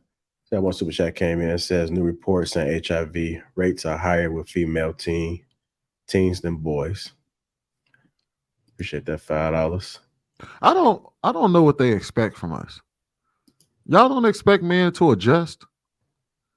Y'all expect us to keep doing the same shit and hoping that it works. We're gonna adjust and we're gonna respond in kind. Y'all getting those results right now. Y'all still expect men to do like all this weird shit that they used to do just to keep getting punched in the face. They're gonna listen to Shannon because they're gonna adjust. I don't get it. I mean, I think something that you can really kind of tie this in is just kind of think about your kids, right? Shannon says he can't stop grown folks from doing things, but at least you got to put some things in place so that they're at least protecting themselves. Like talking to your child, right? Your son. Me telling my son, don't go have sex. He's still going to do what he want to do. I'm going to tell him what I would like for him to do, but he's still going to do what he do. But if you do engage into these activities, you have to protect yourself for X, Y, and Z. You know, I'm not going to be taking care of a child, but your whole life going to go down the drain because you're not going to no longer have control over what's going on. So if you want to have complete control over what's going on, that aspect of your life, then these are things you need to keep in mind. You know, you don't really want to play that game. So I think Shannon just speaking, he can't tell people can do what they want to do at the end of the day. So he's offering some advice that could possibly help someone. You know, he's not trying to change the world, but he's putting something out there that's the reality in which a lot of people are doing. And we have a lot of broken homes. We have a lot of unplanned kids. And that is part of continuing the cycle. So if we can at least make sure that we don't do that, do it at least within the bedroom, and not hopefully it's don't have to go to a hospital, because I don't agree with that. I don't like it. But if you can do something in the pre-stage, then we don't have to get to that point, because that's a lot of trauma that comes with that as well. So just wrap it up. Even if you got it on, just pull out. That's something that I've also learned. I mean, just pull out. You just never know. Pull out every single time. Pull out early. I don't want to get too graphic, but it's okay to go ahead and finish with your hand. Another thing, my wife told me about this, because she in some like marriage group and everything. Don't jack off before you have intercourse. That's how a lot of women get pregnant off of pre-cum. If you beat off beforehand, you still got remnants of your semen in your shaft leading up to intercourse. That's how a lot of women get pregnant off of pre-cum. So don't do that shit. I mean, I don't know too many people that do that. Is that a thing? lot of people? Yeah, because they say, "Oh, if you get that first one out the way, then you can last a little bit longer she get the second round and you last longer and stuff like that." But that's the fastest way to get them pregnant. Younger guys who can't quite control. Oh, man, I never knew that. I don't think those guys. It's also a strategy not to be thirsty on a date. If you go out on a date and you already got that out, it's like going to the grocery store hungry. Once you got that, you know what I'm saying, then you can function without being like, oh yeah, I'm trying to woo, so you don't say thirsty. I mean, yeah, I think that being a strategy. Hold on, wait. We're not talking about putting hot sauce in the condom before we put it on. Is you put it in there after you? What the hell? Wait, I don't think you should just. I think just take it with you. You got to do all that. Just take it with you. No, we're talking about after you get done, they pour hot sauce like what Drake did. He put hot sauce in the condom after the fact, not before he threw some hot sauce in there, split it on. Yeah, I mean, but that's still a risk. That's not 100%. 100% is you walking out there wherever you at with it. If you're gonna have to do that, if that's something that you do, just walk out with it. Or if you flush it down, go ahead. Do you guys know the 3 rules to avoid poverty? So there's 3 things that everybody should do if they want to avoid poverty. Right? Number 1 is finish high school. Number 2 is don't have a child before age 21. Period. Number 3 is get married before having a child. Now, that's the 3 rules to avoid poverty. Now, of course, there's been people that's done one of those or all of those things and have become successful. There's cases that happens. But more often than not, when somebody breaks one of those 3 rules, they either didn't finish high school, or they had a kid too early, or they had a kid before they got with a woman, they become impoverished in some sense, right? Or they live at or below the poverty line. So my thing is this: if you can think of somebody that's done all 3 of these things, and there's some people say there's a 4th one, have a full-time job. So if you know somebody that 1, finished high school, 2, didn't have any children before 20, 3, didn't have children before they got married, and 4 has a full-time job, is you can guarantee more often than not that those people are not in poverty. So conversely, if you want to avoid poverty, make sure that you finish high school, you don't have children before age 21, and you get married before you have a kid. That's the 3 rules. And Shannon, I think you're absolutely right about the whole getting married before you have children as well. Because even if a lot of states, and I know there's been this conception that government assistance tends to want to break up families. But even here in the state of Texas, they don't play that shit. A lot of times they want you to be married first. They make a lot of people get married before they get benefits. Or like if they find out the man is in the house, they'd be like, no, you need to be married if you want to continue this. So there's a lot of situations where being married is actually more beneficial even when it comes to the government. So, and the crazy thing is like, so while you sitting over there hiding that dude in your bathroom, when you got to hurry up and put all his shoes and shit in the trunk of your car because the people coming to inspect the house, if you were married, that'd probably be a different conversation that y'all would be having with them. So even if you are struggling with family, even if you are coming from a place of struggle or you are impoverished, being married grants a whole lot more than not being married. Because now you still got the father in the household, you still got your family together, and you don't have to worry about, and you still can get help. And oftentimes, when you tend to be married and you're a married couple, you're more likely to come out of the need for government assistance rather than staying perpetually within it. Yeah, we got to go ahead and close this out. I think one of the things that I learned too is just making sure you're intentional. Even if you do marry somebody, if you so choose to have children with them while in marriage, just be mindful of what type of mother they're going to be as well. Because there are some shitty ass parents, they don't know no better, and you wind up getting stuck with it. And then you have to not only do you have to protect and provide for the family, but you also have to step up and be more in the parenting role because you don't trust the way she parents. I see a lot of men in those situations where they are better parents, unfortunately, and they don't really have to help. It's almost like having another child and you have to think for everything because that person is not there to help you. So seriously vetting someone, and also just checking their background, man, seeing how they interact with their friends and their family. Just don't be so quick to put yourself in a situation where you don't have no control of it, because you might be stuck with something and it's not going to benefit the kids, which is going to keep that cycle of broken homes going, because you can still be together and still have a broken home. It ain't got to be y'all not living in the same house. JR, before we go, give all the young men 3 red flags they should look out for from women in vetting. Be harsh, JR. Be harsh. Ignore all the women in the chat. It's just men talking. What are 3 young kings need to avoid when they see in a young woman? Just cut her off right there when you see it. I would just say just disrespectful to men. I think, I ain't gonna go ahead. I say disrespectful to men, like not spiritually grounded in some form. And they don't get along with their family. I mean, that could be one. I mean, if they don't get along with their family,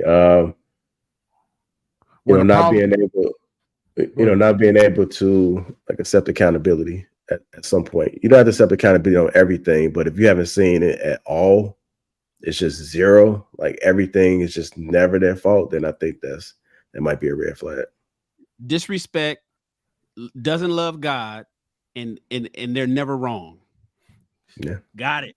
Those are the ones I'm talking about when I say they don't get along with their family. The whole family functions just fine with each other, but you the odd man out, yeah, something wrong with you. Yeah.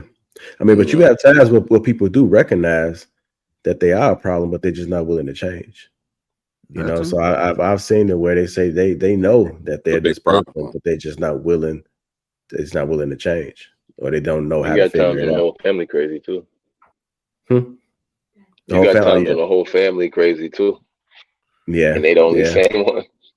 Yeah, I mean, but if you really dig deep, it stands for something that's deeper. And I think Marcus makes a huge point. Like somebody has to be the bigger person. So like whenever you're communicating, when you recognize that somebody is not on that same frequency, then I mean, who's gonna be?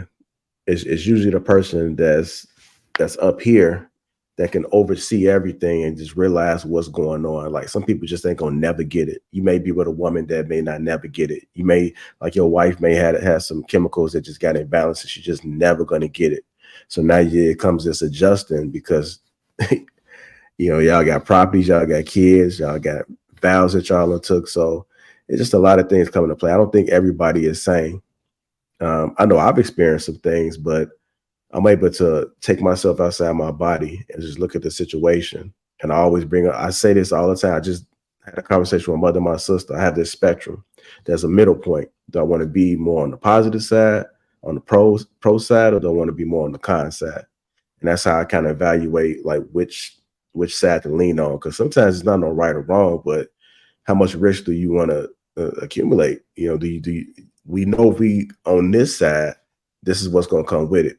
But at least we got a better chance here, and we can still pivot at least on here. So I don't think everybody can really digest data like that. There are some people that you could just be talking to them and you're just looking at them like this motherfucker just dumb as hell. But they make it seem like you don't know what you're talking about. But in our reality, they just on a different frequency. And it's okay. It's not meant for everybody to be on the same frequency. That's what makes some people great. And that's what makes some people just struggling for the rest of their life. Sometimes they may come to terms with it and sometimes they don't. And that's why you just let go and let God, right? It's out of my hands. I can't do nothing with it.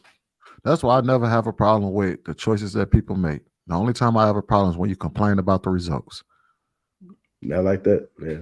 JR, I would even throw in there someone that doesn't have enough like feminine energy. A woman that has low feminine energy, because like what comes with that is someone that's like kind, that has a good heart, that's like loving, that's supportive, that's somewhat supportive, subservient, all those different things. Like all that stuff's kind of wrapped up in that. See, I agree with you. I'm okay if you can explain it to somebody and they apply logic to it and they understand it and they be like, it makes sense. I see what you're saying. You know what? Now that you said that, I think that I've been that my mother taught me a lot of this, because she used to do this to my father, or she used to do this to my stepfather. Then it's like she's getting it. But if you talk to somebody and they're just not getting it, they don't see anything being an issue, then it's like they're not coachable at all. Because some people, even now that I look back, there's been some mistakes that I've made in parenting. At least I can look back, and with the rest of the kids, I can make the adjustment, or I can see where I made my mistakes at. So that's the growth to me, because we all experience. We all not perfect. We all made some mistakes, and we all trying to figure it out. But some people just don't want to budge. They don't want to learn. They don't want to grow. They want to remain inside this bubble, and they don't want to get the big picture. But like I say, it's not meant for everybody to get it. Everybody's not going to be able to get it. And that's what makes people great. Imagine if we was all walking the same, this shit, life would probably be boring. So I just try to take the positive out of it. And then some people, I just be like, you know what? Like my mother, she ain't going to change. I just accept who she is, and I just respect her space, and she respect mine. I'm going to still love for her. I'm here for an emergency. But when I get a certain type of energy, I'm not with that. I'm not going to accept it. I'm not in the same house as you, so I don't have to accept that. So I just think sometimes you got to meet people where they are, if you so choose to. You don't have to, but I think when it comes to family, it's a different ball game. But the everyday Joe, you just walking around, it's lonely at the top. And I tell people this, and it's not meant for everybody to be at the top. So whenever you at the top, you're going to be looking down at a lot of shit that's going on. Like, this stuff makes sense. I don't understand why they do that. You will never understand. You're going to drain yourself trying to get them to understand what it is that you see. And of course, one that we didn't mention, but we learned a lot about tonight, is if someone is selfish. If someone is selfish, it's going to be a disaster, just because you need someone who's going to be a nurturer, who's going to think about you even when you aren't. Yeah. All right, Charlie, we're going to go ahead and I know people got to get up out of here. Appreciate you guys. Make sure y'all support each other. Everybody on the panel. They got YouTube channels, a lot of great things going on. So make sure we support each other. Thank you guys for tuning in to King Talk. Y'all make sure y'all support the sponsors, and we out. All right, thank you guys. Appreciate y'all. Good night. Great show. Y'all got sick. All right. All right. Happy holidays.